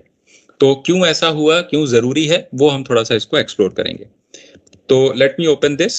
सो ये कंपनी हम बंद करके जो कंपनी हमने माइग्रेट की थी एक बार हम उसको ओपन कर लेते हैं ताकि पहले आपको माइग्रेशन का इम्पैक्ट दिखा देते हैं, then I again come to this previous company. तो यहाँ पे हम लेट्स से अल्टर पे गए, अल्टर के अंदर वाउचर टाइप्स, तो ये डेटा पहले जो है हमारा 2.1 में नहीं था। जब 2.1 में हम लेके आए तो हर वाउचर का जो वाउचर नंबरिंग मेथड है वो जो है हमारा ऑटोमेटिक मैनुअल ओवरराइड हो गया। हर वाउचर का, चाहे आपने यूज किया हो चाहे ना किया हो, वो ऑटोमेटिकली इसको मैनुअल ओवरराइड यहाँ पर कर देगा।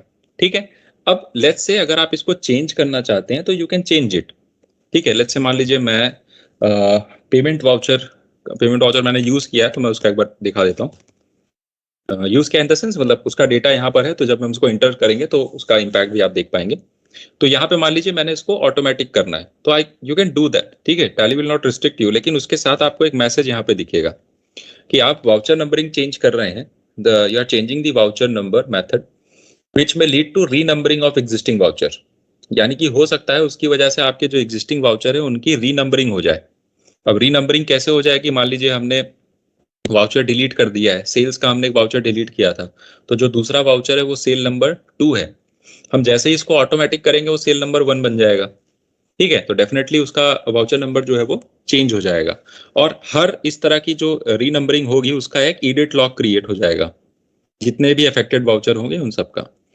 तो इसलिए अगर आपको कंटिन्यू करना है तो आप कंटिन्यू कीजिए, नहीं करना है तो मत कीजिए। तो लेट्स से हम इसको कंटिन्यू कर देते हैं, हम इसको ऑटोमेटिक कर देते हैं।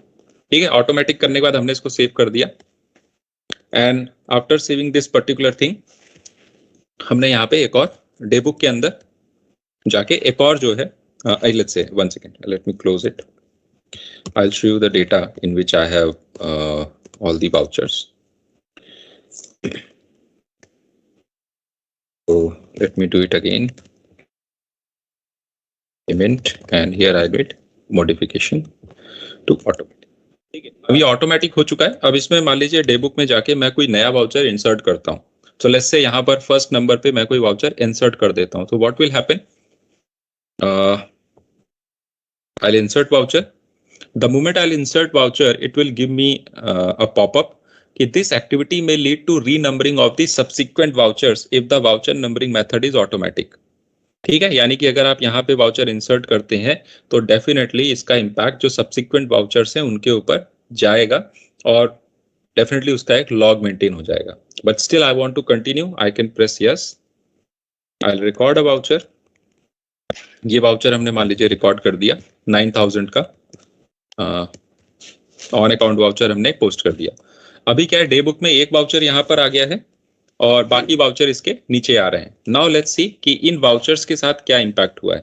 तो पहले हम इसका देखते हैं, जो पहला पेमेंट हमने इंसर्ट किया था 9000 का, उसके एडिट लॉग में आ रहा है कि हमने क्रिएट किया है। ठीक है, लेकिन क्योंकि इसके क्रिएशन की वजह से जो पहले नंबर का वाउचर था वो दूसरे नंबर पे चला गया है, तो नाउ जब इसका एडिट लॉग आप देखेंगे तो यहाँ पे आपको दिखाएगा अल्टर ड्यू टू वाउचर रीनंबरिंग। यानी कि ये जो वाउचर है ये अल्ट्रेशन हुआ है, लेकिन सिर्फ वाउचर नंबरिंग की वजह से अल्टर हुआ है। तो आप जब एंटर करेंगे इस पे तो आपको डिफरेंस देखने को मिल जाएगा कि पहले एक नंबर का वाउचर था, now it is voucher number 2। ठीक है, तो इस तरीके से क्या होगा, आप वाउचर नंबरिंग से अगर कोई डिफरेंस आ रहा है तो वो भी जो है आप यहाँ पर देख सकते हैं। ठीक है, इसी के साथ साथ डिलीट करने के टाइम पे भी अगर कोई ऐसा इम्पैक्ट आ रहा है तो आप देख सकते हैं इसके अंदर। या फिर मान लीजिए हमने एक और वाउचर यहाँ पे इंसर्ट कर दिया, again click on insert voucher and I again entered one payment of it, let's say 900 rupees on account. ठीक है, अब क्या होगा, अच्छा एक चीज और मैं आपको दिखाना चाह रहा था, थोड़ा सा गौर कीजिएगा। मैं फिर से एक वाउचर इंसर्ट कर रहा हूँ just to demonstrate you the thing कि यहाँ पे वाउचर एक इंसर्ट कर रहा हूँ और इस वाउचर को इंसर्ट करने के बाद जब मैं सेव करूंगा ना, तो you will see, let's say take it 9999। जब मैं इसको सेव करूंगा तो सेव करने के टाइम आप देखिएगा कि एक छोटा सा एक प्रोसेस बार चलेगा, बहुत ही मतलब 1 सेकंड से भी कम समय के लिए आएगा वो, गौर कीजिएगा इस पे, है ना। ये देखिए, है ना, जनरली वाउचर सेव होते वक्त ये नहीं आता है। जैसे प्रोसेस बार जो एक आया वो जनरली इसलिए आया क्योंकि जब आपने वाउचर पोस्ट किया तो इसके बाद जितने भी वाउचर थे इन सब की नंबरिंग को उसने अपडेट किया है और उसका एक लॉग मेंटेन किया है। इसके लिए एक छोटा सा जो प्रोसेस बार वहां पे आ रहा है वो उस वजह से आ रहा है।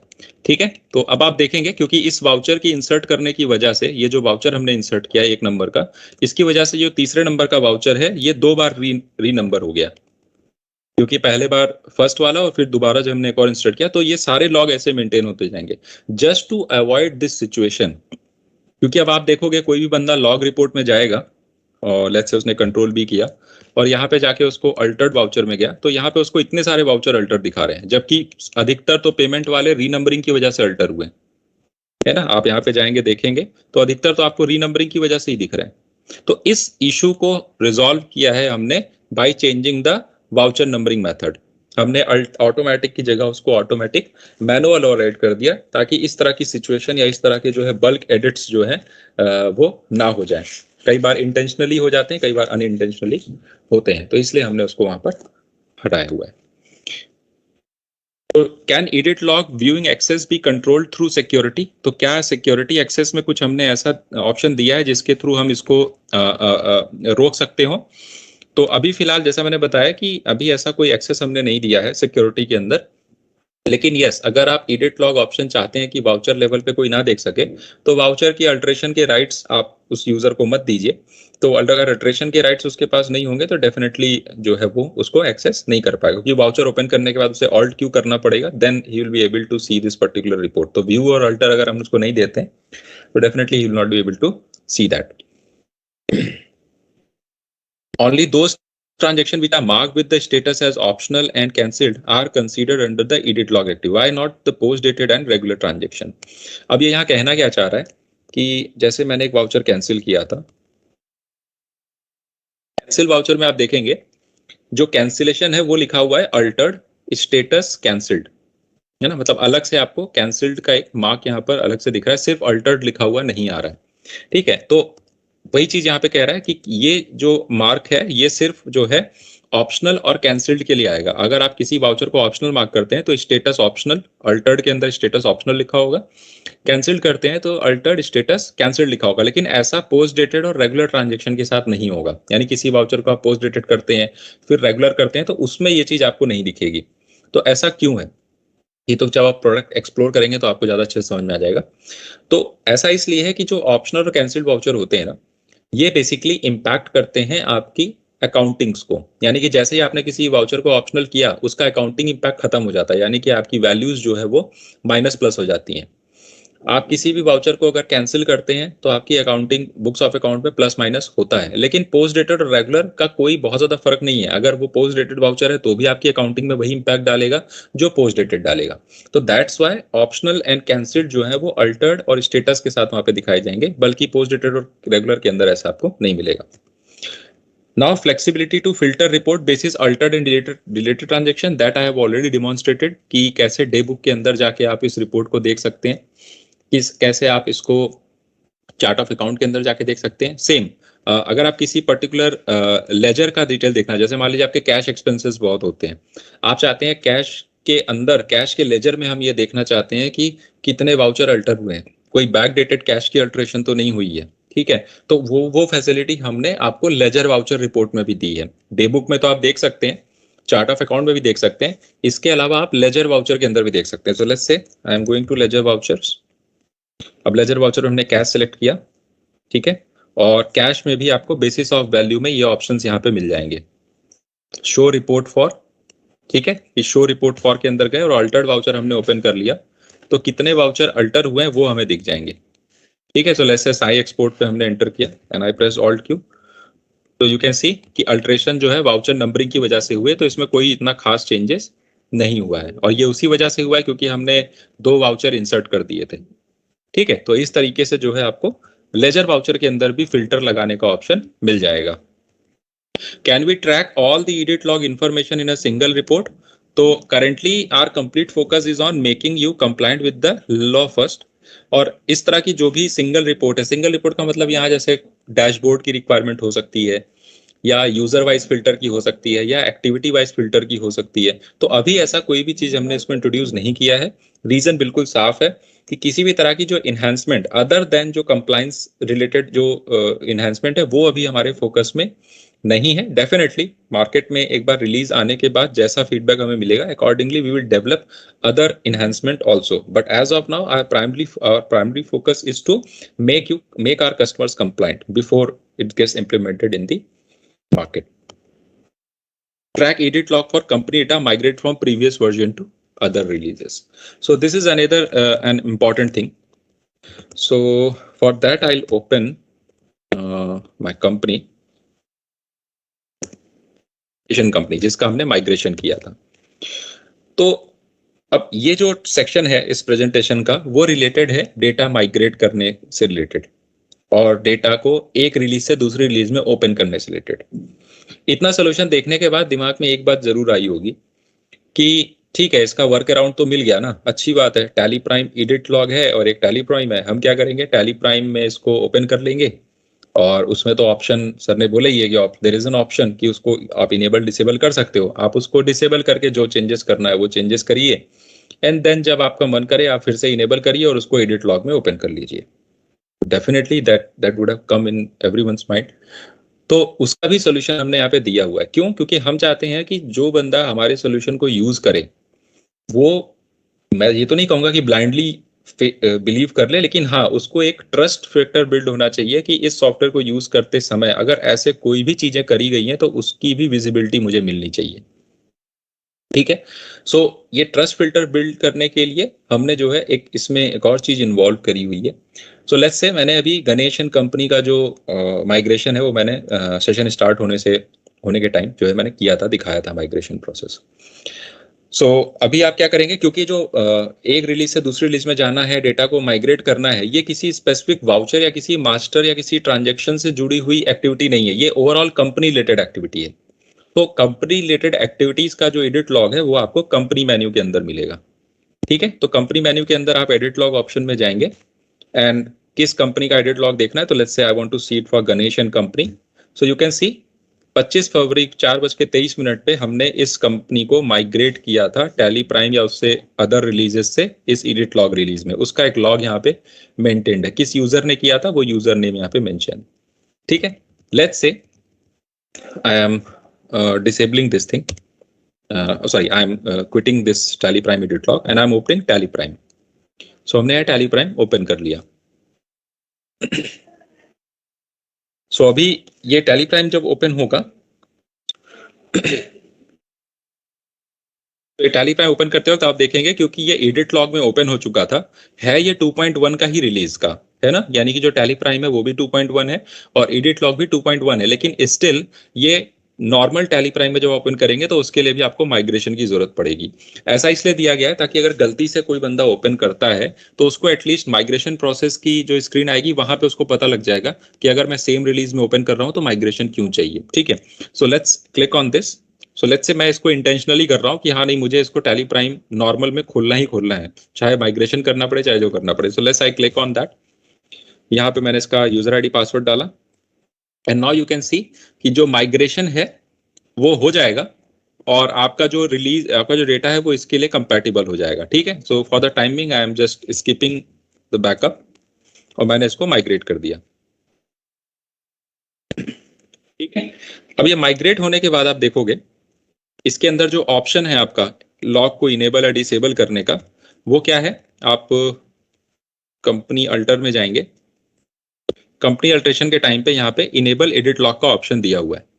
ठीक है, आप इस एडिट लॉग को क्या कर सकते हैं, यस कर सकते हैं और ये एडिट लॉग मेंटेन होना शुरू हो जाएगा इसके अंदर।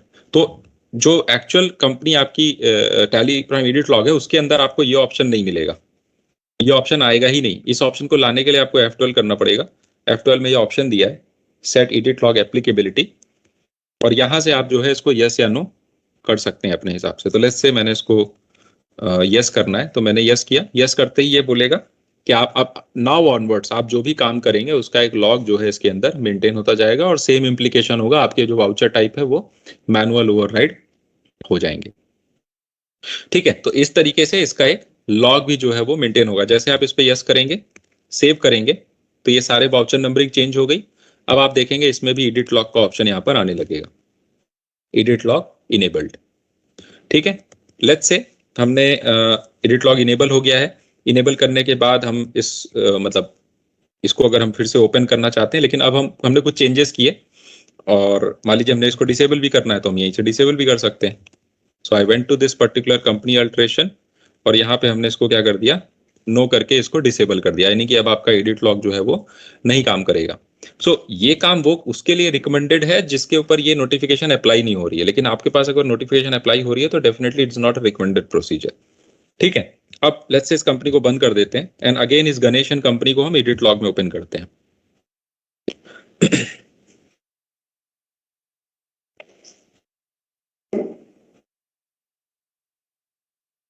ठीक है, so let me open it from desktop, EL demo data Ganesan company. ठीक है, तो यहाँ पे हमने इसको ओपन किया with the user name A&A। ठीक है, नाउ अभी ये कंपनी हमने दोबारा इसमें ओपन करी हुई है। ठीक है, तो यहाँ पे आप देखें क्योंकि ये एडिट लॉग की रिलीज है तो यहाँ पे एडिट लॉग का ऑप्शन आएगा ही आएगा। इसके साथ में जैसे आप एडिट लॉग पे जाएंगे, one second, I think I have used, late me open this again.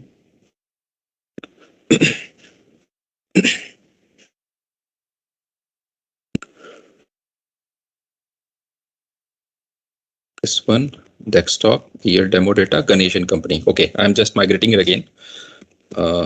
Fine. So this will be thing. Okay, the migration process from TelePrime edit log to normal TelePrime में क्या होगा, आपको जैसा मैंने last भी दिखाया था कि आप माइग्रेशन करते समय ही आपको बता देगा कि आप ये जो माइग्रेशन कर रहे हो इस माइग्रेशन में आपका डेटा इसके लिए कंपैटिबल हो जाएगा और ये जो एडिट लॉग का फीचर है वो इनेबल रहेगा। इनेबल का मतलब ये है कि अगर मान लीजिए गलती से किसी ने उसको ओपन कर दिया है तो गलती से ओपन करने के टाइम पे भी टैली इंश्योर करेगा कि अगर आप नॉन एडिट लॉग रिलीज में इसको ओपन कर रहे हैं तो आपका एडिट लॉग का फीचर रिमेन रहे।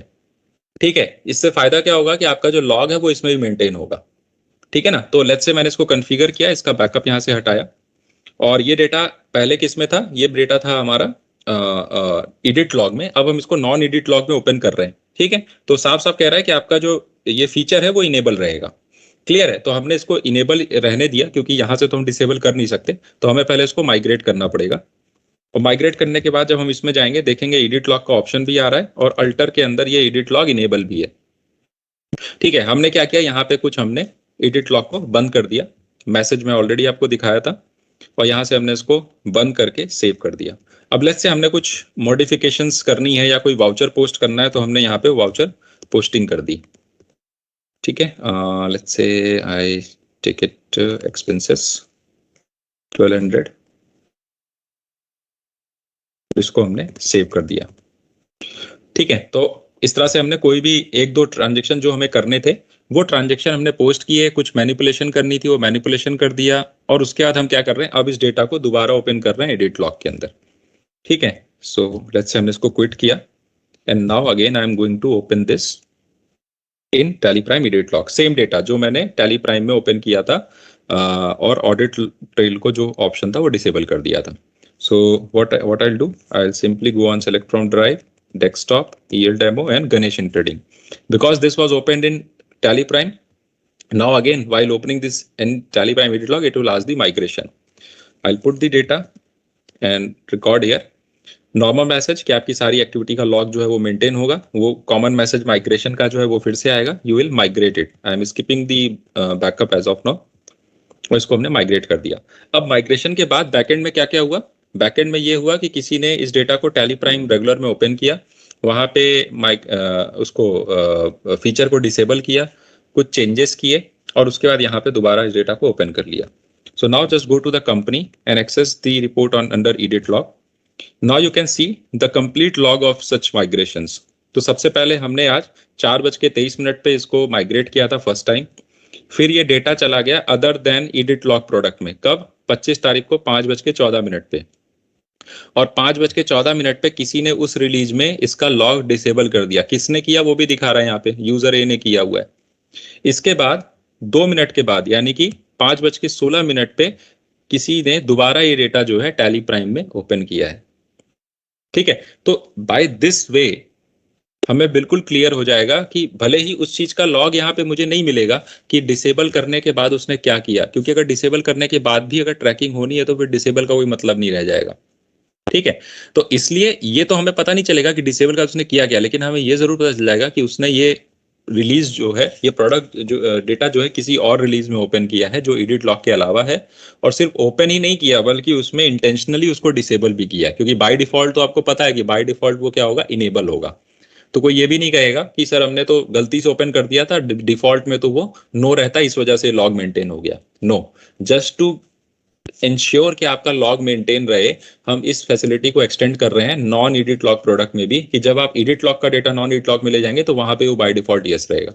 ठीक है, सो बाय दिस वे जो माइग्रेशन है हमारे एक रिलीज से दूसरी रिलीज में, एक वर्जन से दूसरे वर्जन में, उसको हम इंश्योर करते हैं कि उसकी भी कंप्लीट ट्रैकिंग हमारे पास हो सके। Will data be compatible with the previous release after moving to Teleprime Edit Log? तो Teleprime Edit Log में जब आप डेटा ले जाएंगे तो जो प्रीवियस रिलीजेस है उसमें यूज करने के लिए आपको डेटा को रीराइट या रिपेयर करना पड़ेगा। Will the edit log data be retained when the company is split? तो यस, अगर आप कंपनी को स्प्लिट भी कर देते हैं तो भी आपका जो एडिट लॉग का डेटा है वो दोनों कंपनियों में मेंटेन रहेगा। यानी कि जैसे 1 साल का डेटा है, आपने बीच में से 6 मंथ का आपने स्प्लिट कर दिया, तो 6 महीने के ट्रांजेक्शन मास्टर्स का लॉग जो है वो उस डेटा में रहेगा और बाकी रेस्ट का जो है दूसरे में रहेगा। कैन एडिट लॉग डेटा भी कंप्लीटली रिमूव्ड और डिलीटेड रिकॉर्ड बाय रिकॉर्ड? तो अगर हम मान लीजिए हमने कोई पर्टिकुलर ट्रांजेक्शन किया, उसके अंदर 5-6 वर्जन है, एक क्रिएशन का, कुछ अल्ट्रेशन के, तो क्या हम किसी स्पेसिफिक अल्ट्रेशन के रिकॉर्ड को या किसी एक वाउचर के रिकॉर्ड को डिलीट कर सकते हैं? Again this can not be done in Tally Prime edit log, और ये नॉर्मल टैली प्राइम में भी नहीं किया जा सकता। अगर हम ऐसा दे देंगे तो एडिट लॉग के का जो है मेंटेन करने का कोई पर्पस नहीं रहेगा, सारा पर्पस जो है वो डिफीट हो जाएगा। So that can not be done actually. Will the edit log associated with the transaction and master can be exchanged via sync or import? तो जो हमारे एडिट लॉग हैं ट्रांजेक्शन्स और मास्टर के, क्या वो सिंक हो सकते हैं या नहीं हो सकते? तो डेफिनेटली जो पूरा का पूरा एडिट लॉग का रिकॉर्ड है वो तो सिंक नहीं होगा, लेकिन हाँ जहां पे सिंक होके गया है वहां पे एक स्टैंपिंग जरूर बन जाएगी कि ये डेटा इंपोर्ट के थ्रू या सिंक के थ्रू जो है क्रिएट हुआ है, या सिंक या इंपोर्ट के थ्रू अल्टर हुआ है। वो मास्टर, वो डिटेल वहां पे हो जाएगी जो अभी मैंने आपको दिखाया भी था। ठीक है, so the edit log data will not be get exchanged via sync और इंपोर्ट। तो पूरा का पूरा डेटा जो है मतलब आप सोचोगे कि कोई एक ट्रांजेक्शन की हिस्ट्री है एडिट ट्रेल की, वो पूरी की पूरी सिंक हो जाए तो वो वहां पे नहीं जाएगी। हाँ, जहां पे डेटा गया है वहां पे आपको जरूर लॉग मिल जाएगा कि ये डेटा सिंक के थ्रू क्रिएट हुआ था। ठीक है, now what all information gets captured in the edit log? सो हमने स्कोप ऑलरेडी देखा हुआ है कि version history for all vouchers, masters, ledgers, ledger group and stock item will be track. Activity के टर्म में देखा जाए तो मास्टर, वाउचर और कंपनी लेवल की एक्टिविटी को हम रिकॉर्ड कर रहे हैं, और इसमें क्या क्या आएगा?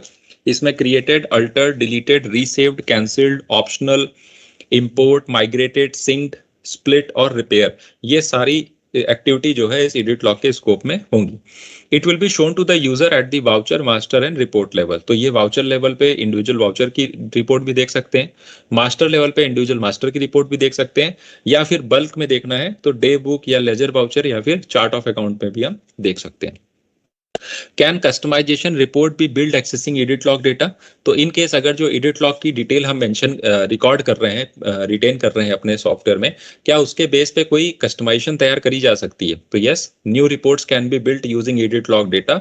However, you will not be able to modify the edit log report provided by Tally in transaction and master.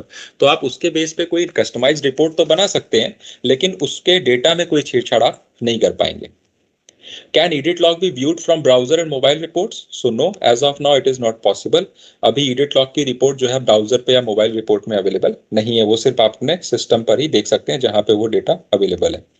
Will the edit log data be backed up and restore? Yes, जो भी आपका बैकअप और restore आप करेंगे, अगर आप पूरे data का बैकअप और रिस्टोर कर रहे हैं तो उसके साथ साथ आपका एडिट लॉग भी बैकअप और रिस्टोर्ड होगा। तो tally Prime edit log and Tally prime हमने ऑलरेडी देखा कि किस तरह से टैली प्राइम और एडिट लॉग दोनों आप यूज कर सकते हैं, और क्योंकि आप देखेंगे यहाँ पे सेम सीरियल नंबर पर ही मैं इसको यूज कर रहा हूँ। ठीक है, you can see it here 777049236, ये एडिट लॉग रिलीज का सीरियल नंबर है, and the same serial number I am using for tally prime. So both can be used on a single serial. That flexibility we are providing actually. So 777049236, again the same serial number is used by both the axes. What will happen to the existing edit log data once we disable the edit log feature in Tally Prime? So जैसा मैंने अभी आपको दिखाया कि अगर हम data Tally Prime edit log का Tally Prime में खोलते हैं और वहां पे हम edit log डिसेबल कर देते हैं तो क्या होता है? तो पहली बात तो हमें उसका पूरा डिटेल मिलता है कि हाँ ये edit log डिसेबल हुआ था, लेकिन डिसेबल करने के बाद जो भी चीजें उसके अंदर चेंज हुए हैं उसका रिकॉर्ड उसके अंदर नहीं रहेगा। ठीक है, जब आप दोबारा लॉग इनेबल करेंगे तो आपको जिस ड्यूरेशन में वो डिसेबल था उसका तो नहीं मिलेगा, लेकिन हाँ पहले का जो डेटा था वो आपको फिर से मिल जाएगा। I can show you here. So let's से इन Tally prime I open this particular data. One second, let me close this Ganesan company. Late me open this in Ganesan company in this tally prime. यहाँ पे open हो गया। अब let's say आप इसमें जाते हैं अल्टर में और यहाँ पे आप जो है इसको एडिट लॉग को यस कर देते हैं। तो जैसे ही आप एडिट लॉग को यस करेंगे ना तो एडिट लॉग के सारे ऑप्शन आपको दिखेंगे। जैसे यहाँ पे एडिट लॉग दिख रहा है, ठीक है, वाउचर के अंदर आपको एडिट लॉग का ऑप्शन दिखेगा यहाँ पे रिलेटेड रिपोर्ट्स में, ठीक है, एडिट लॉग का ऑप्शन आ रहा है। इसी के साथ अगर आप चार्ट ऑफ अकाउंट में जाएंगे तो चार्ट ऑफ अकाउंट के अंदर लेजर के अंदर आप रिलेटेड रिपोर्ट्स के अंदर बेसिस ऑफ वैल्यू, सॉरी माफ कीजिएगा, बेसिस ऑफ वैल्यू में आपको ये सारी डिटेल दिखेंगी कि अल्टर्ड नॉन अल्टर्ड देखना है कि नहीं देखना है। इसी तरह डे बुक के अंदर आपको डिलीटेड वाउचर का एक हिसाब किताब दिखेगा बेसिस ऑफ वैल्यू के अंदर। लेकिन the moment you will close this और disable this particular feature, so let's say I disable this edit log feature from here, ठीक है, ये मैंने डिसेबल कर दिया। अब क्या होगा, आपको कहीं पे भी एडिट लॉग का कोई ऑप्शन नहीं दिखेगा। तो जितने समय के लिए आपने एडिट लॉग रोक दिया है उतने समय तक आपको एडिट लॉग का कोई भी ऑप्शन नहीं दिखेगा, लेकिन उससे पहले का जितना लॉग है वो मेंटेन रहेगा। तो आप जब दोबारा इनेबल करेंगे तो एडिट लॉग डिसेबल करने से पहले के जो लॉग्स थे वो आपको उसमें क्लियरली दिखने लगेंगे फिर से। Flexibility to use Tally Prime edit log on Tally Prime वो मैंने ऑलरेडी दिखा दिया आपको कि किस तरह से टैली प्राइम के अंदर टैली प्राइम एडिट लॉग का फीचर आप इनेबल या डिसेबल कर सकते हैं। Flexibility to single license from edit log and Tally Prime edit log वो भी आपने देखा कि एक ही लाइसेंस पे मैं अपने सिस्टम पे दोनों EXEs यूज कर पा रहा हूँ। Can this same data be allowed to access simultaneously by two different products Tally Prime and Tally Prime edit log? So let's say यहाँ कहने का मतलब ये है कि ये टैली प्राइम है और ये टैली प्राइम एडिट लॉग है। सो लेट्स से और यहाँ से टैली प्राइम एडिट लॉग के अंदर मैंने डेस्कटॉप से डेटा उठाया EL डेमो और गणेशन कंपनी, इसको मैंने यहाँ पे ओपन कर लिया। लेट्स से ये मैंने यहाँ पर ओपन कर लिया और अब यहाँ पर भी मैं select from drive desktop EL demo data और यहाँ पे क्योंकि अभी ऑलरेडी एडिट लॉग में खुला हुआ है इसलिए यहाँ पे माइग्रेशन चाहिए। बट लेट्स से अगर मैं इसको ओपन करता हूँ तो मैंने गणेशन कंपनी को यहाँ पे एंटर किया और इसका पासवर्ड मैंने डाल के ओपन किया और ये माइग्रेट हो गया। लेट्स से माइग्रेशन के लिए बैकअप बंद कर देते हैं और इसको मैंने माइग्रेट कर दिया। अब ये डेटा टैली प्राइम में भी खुला है और यही company tally Prime edit log में भी खुली है। जैसे ही कोई टैली प्राइम एडिट लॉग पे यूजर जो है किसी वाउचर एंट्री को पोस्ट करेगा या कोई भी एक्सेस एक्शन करेगा, तुरंत उसको एरर आ जाएगी कि unable to access the company as it is already open in Tally prime.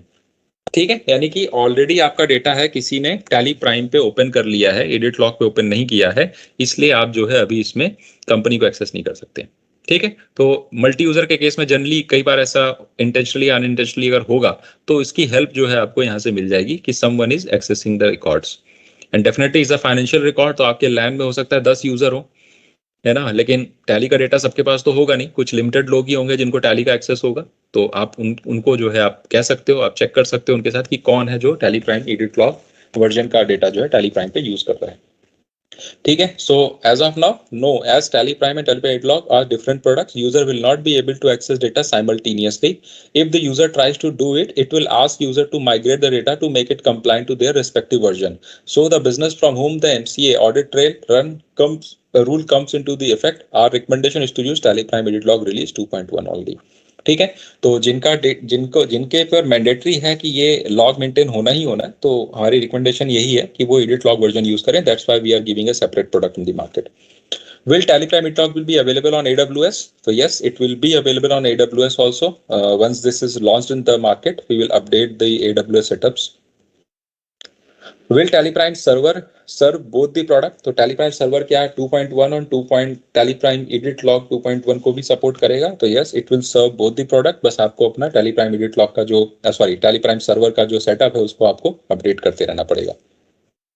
Will modification done in field added through customization in voucher and master be treated as altered? तो let's से अगर आपने किसी customization के through किसी field को voucher के अंदर किसी फील्ड को आपने अल्टर किया है तो क्या वो भी अवेलेबल होगा रिपोर्ट में? तो definitely yes, it will be considered as an alteration and captured in edit log with the TDL name. तो जिस टीडीएल से का इस्तेमाल करके इसकी कस्टमाइजेशन का इस्तेमाल करके जो है उस फील्ड को अल्टर किया गया है उसका रिकॉर्ड जो है वहां पे टीडीएल के नाम के साथ आपको विजिबल हो जाएगा. Okay, so that's it from the audit trail thing. Now digital signature का जो टाइप हम सपोर्ट कर रहे हैं वो है डोंगल बेस्ड डिजिटल सिग्नेचर. तो काफी सभी लोग ऑलमोस्ट जानते ही होंगे कि आपको डिजिटल सिग्नेचर चाहिए तो आपको पहले एक सर्टिफाइंग अथॉरिटी के पास जाके एप्लीकेशन देनी होती है. वैसे तो कई सारी कंपनियां हैं उनके पास जाके आप एप्लीकेशन देते हैं, उसमें आपको एक डोंगल बेस्ड एक डिजिटल सिग्नेचर मिलता है जिसका इस्तेमाल करके आप अपने डॉक्यूमेंट्स को साइन कर सकते हैं.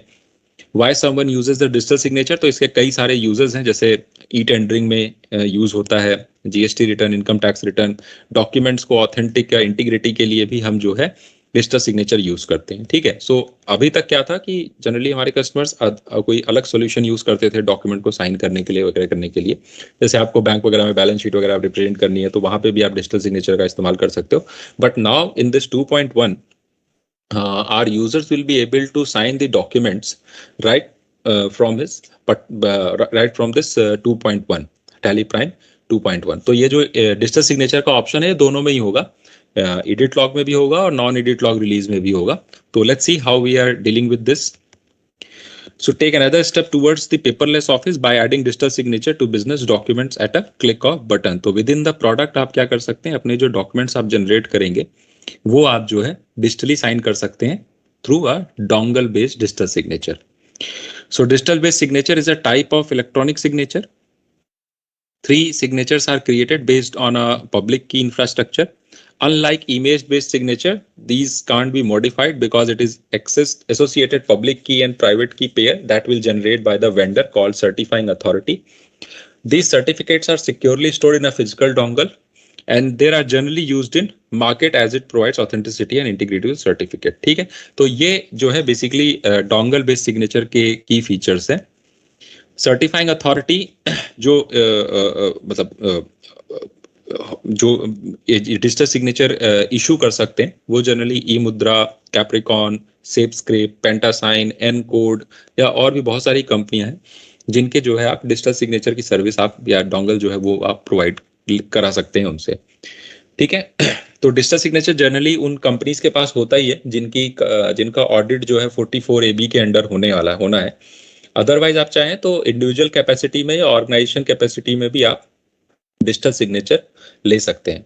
डिजिटल सिग्नेचर जनरली इसकी वैलिडिटी जो होती है वो एमसीए के पोर्टल पे अगर आप देखेंगे तो मिनिमम 1 साल और मैक्सिमम 2 साल है. बट जनरली आप अपने जो प्रोवाइडर्स की लिस्ट दी है नीचे यहाँ पे देखेंगे तो मिनिमम 1 साल और मैक्सिमम 3 साल तक का भी डिजिटल सिग्नेचर आपको मिलता है. 3 क्लासेस होती हैं depending upon utility, class 1, class 2, class 3. तो to use this digital signature feature सबसे पहले आपको अपने लैपटॉप में या कंप्यूटर में अपना डोंगल जो है वो कनेक्ट करना पड़ेगा. ठीक है, आप इस डोंगल को कनेक्ट करेंगे और इस डोंगल के थ्रू आप टैली से जो भी पीडीएफ जनरेट करेंगे, यानी कोई भी डॉक्यूमेंट जो आप पीडीएफ में या कोई भी रिपोर्ट आप जो पीडीएफ में जनरेट कर रहे हैं आप उनको जो है डिजिटली साइन जो है वो कर सकते हैं. Flexibility to add digital signature, text and image format on the documents exported in PDF format. So let's see how we can do this. So for that we have a small video because I don't have the USB dongle right now. So let's say I'm creating a voucher. I've already created. I'm just opening it. So this is the sales voucher. So I want to print the invoice along with the digital signature. So what I'll do, I'll export it. और export के time पे हमें ध्यान रखना है कि format जो है वो पीडीएफ होना चाहिए. See so file format I will use PDF.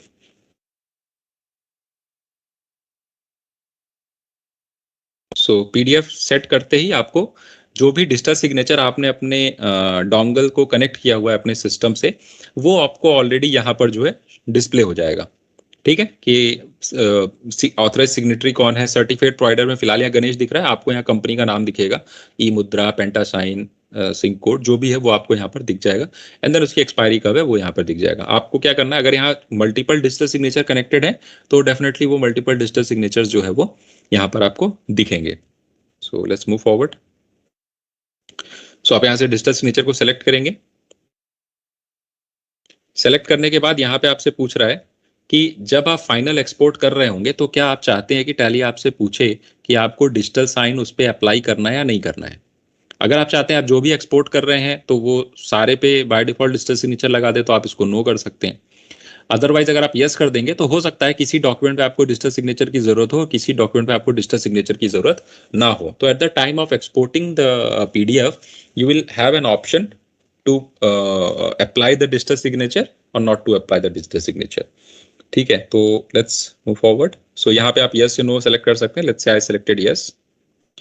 और यस करने के बाद यहाँ दो तरह का है, पहले हम अभी टेक्स्ट वाइज देखते हैं कि ओनली टेक्स्ट बेस्ड कैसा डिजिटल सिग्नेचर यहाँ पे अप्लाई होगा। सो ये जो ऑप्शन आ रहा है ये यस नो का ऑप्शन है।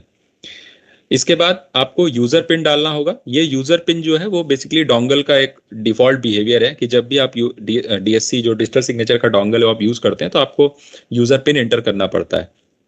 तो ये डोंगल का प्रॉपर्टी है। ठीक है, ये टैली का प्रॉपर्टी या टैली का बनाया हुआ है, डायलॉग बॉक्स नहीं है।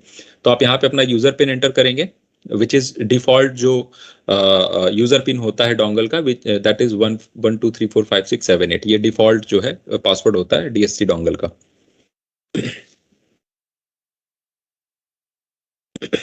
Okay, so now you can see कि हमने यहाँ पे एक इनवॉइस एक्सपोर्ट किया पीडीएफ में और नीचे हमने यहाँ पे डिजिटल सिग्नेचर जो है वो अप्लाई किया हुआ है because is this the name of authorise signatory and along with that digitally signed.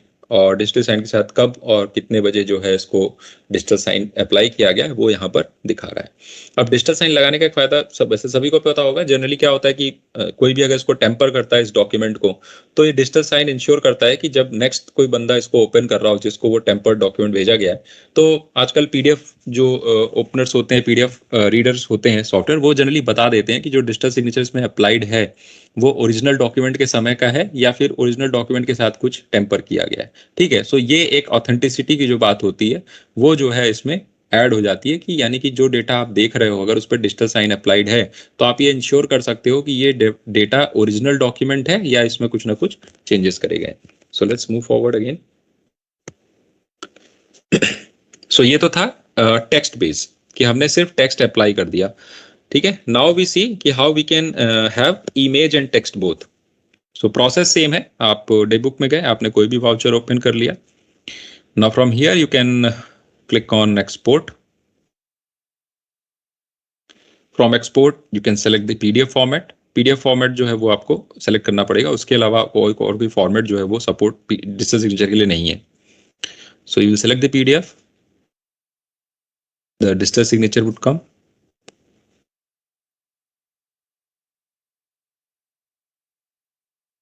And now the format of signature would be image and text. ठीक है, हमने टेक्स्ट और इमेज ले लिया। अब आप सिग्नेचर के साथ जो है, okay it is only showing this one second this is a separate video.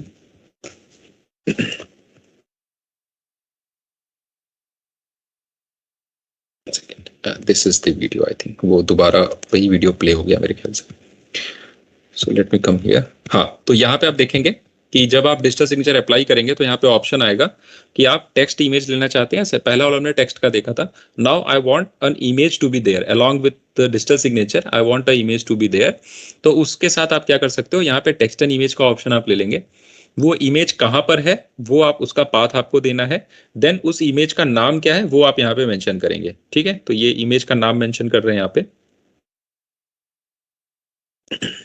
ठीक है, और सिग्नेटरी का नाम चाहिए तो यस नो आप कर सकते हैं। Now if you export this particular document you will see there is an image is available along with this digital signature. तो ये डिजिटल सिग्नेचर भी है और साथ ही साथ यहाँ पे एक इमेज भी जो है यहाँ पर डिस्प्ले हो रही है। ठीक है, so if you want image and text both to be appeared on the invoice then you can use text and image option. Now let's move to the another thing. So another use case can be कि let's say I want to send a invoice over email, और उस email के time पे भी मुझे digital signature apply करना है direct, है ना। ऐसा नहीं है कि आपको पीडीएफ पहले एक्सपोर्ट करना है, उस पर डिजिटल सिग्नेचर लगेगा, फिर आप उसको ईमेल करेंगे। डायरेक्ट टैली से ईमेल करते वक्त भी आप उस पर डिजिटल सिग्नेचर अप्लाई कर सकते हैं। How it will happen, let's C.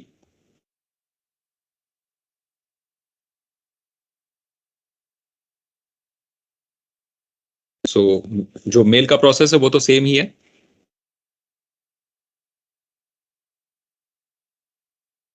And mail के बाद यहाँ पे आप देखेंगे कि PDF, one second, let me show you this.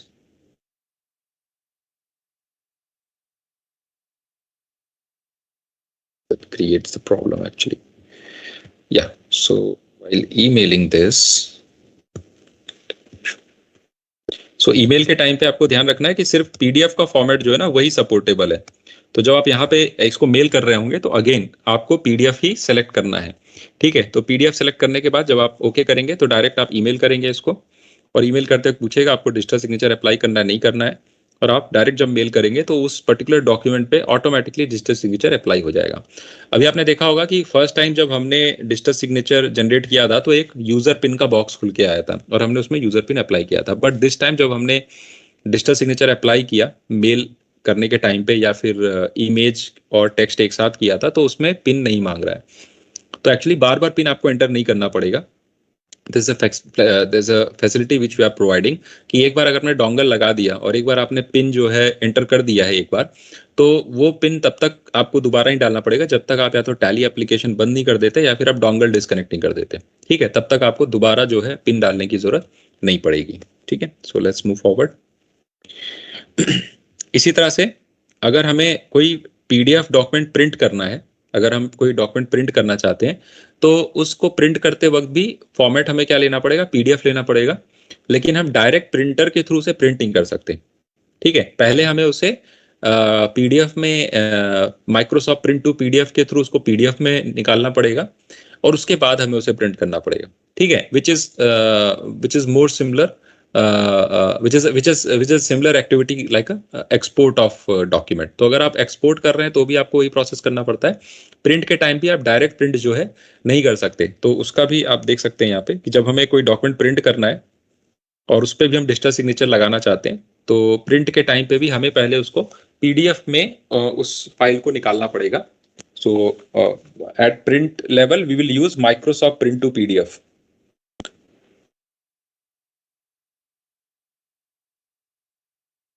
One second. तो यहाँ पे आप देखेंगे माइक्रोसॉफ्ट प्रिंट टू पीडीएफ आपने सेलेक्ट किया, बाकी डिटेल्स वैसे ही हैं, और आप इसको प्रिंट करेंगे तो it will give you an option to save this particular invoice in a PDF format. तो आप इसको पीडीएफ फॉर्मेट में सेव कर लेंगे एंड देन आप क्या करेंगे, इसको प्रिंट करेंगे। तो डायरेक्ट प्रिंट पे जो है ये फैसिलिटी अवेलेबल नहीं है कि प्रिंट करने के टाइम पे आप कैसे इसको लगाएंगे direct digital signature. So that will be available in form of PDF only.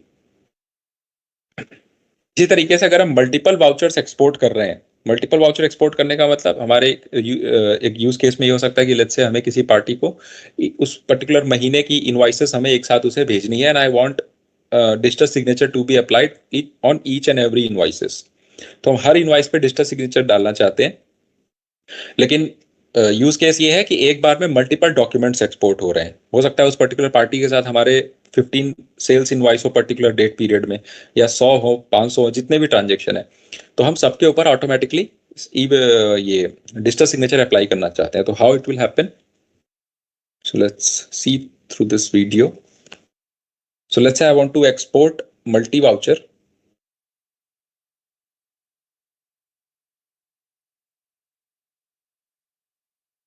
So from this multi voucher, I want to export the sales.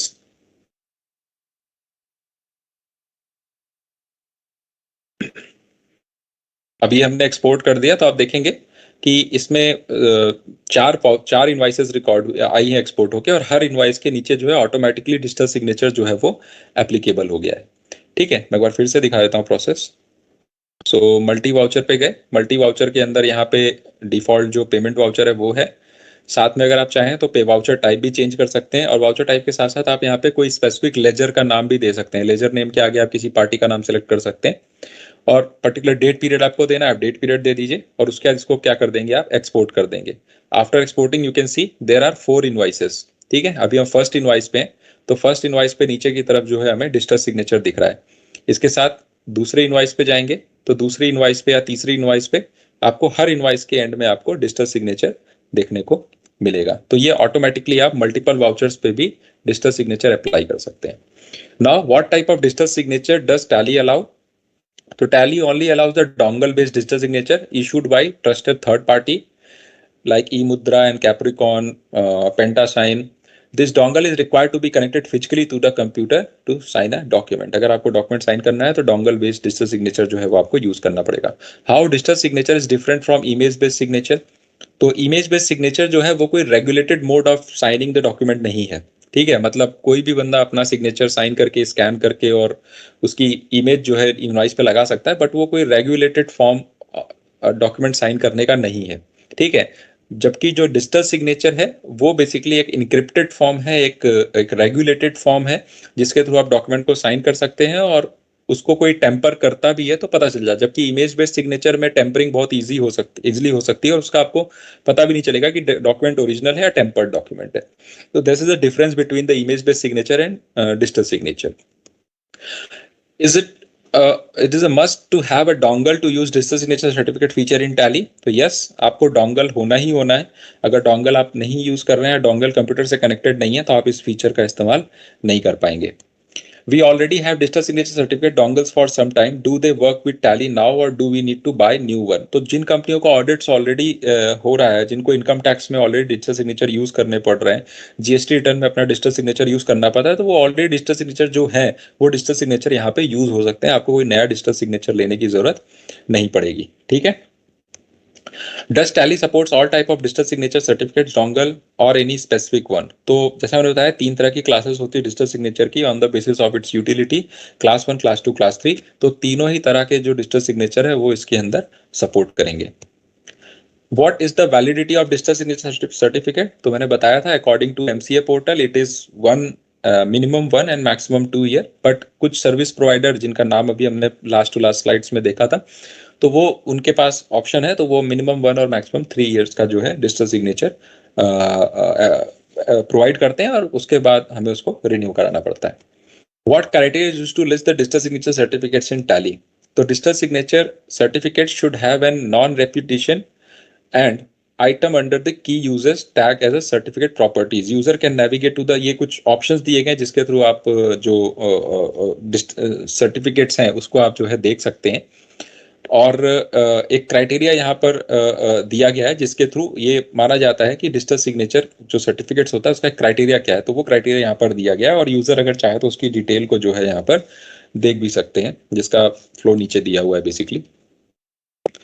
If I procure a dongle in India, can I use it in outside India? तो yes, definitely there is no restriction as of now. अगर आप चाहें तो dongle India में खरीद के कहीं पर भी उसको यूज कर सकते हैं। If I have multiple dongle connected them at same time, if yes, all are certificates listed in Tally. So yes, if you have connected multiple dongles or multiple digital signature dongles to a system or computer or laptop, so that will be listed in Tally Prime. I use Tally on cloud provided by third party like Azure, Google Cloud product or other parties. How can I digitally sign a document in such environment? तो user can sign a cloud platform as long as virtual machines are Windows based and access through RDP. तो जो virtual platform है अगर वो Windows based है और उसको RDP के थ्रू अगर आप एक्सेस कर सकते हैं तो आप डोंगल को उस पर यूज कर सकते हैं। ठीक है।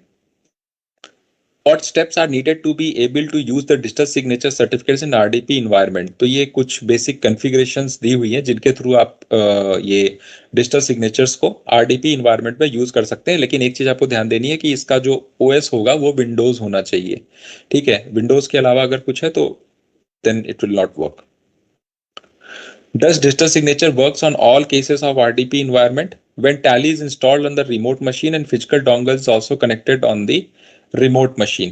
This is a rare case. In this case, digital signature may not work as this type of access is not supported by most of the dongle vendors like eMudra. Certifying authority with the different dongle makes like ePass, Proxkey, etc. because of security reason. Hence, this approach is not recommended. So generally, it's not recommended to use it in such environment.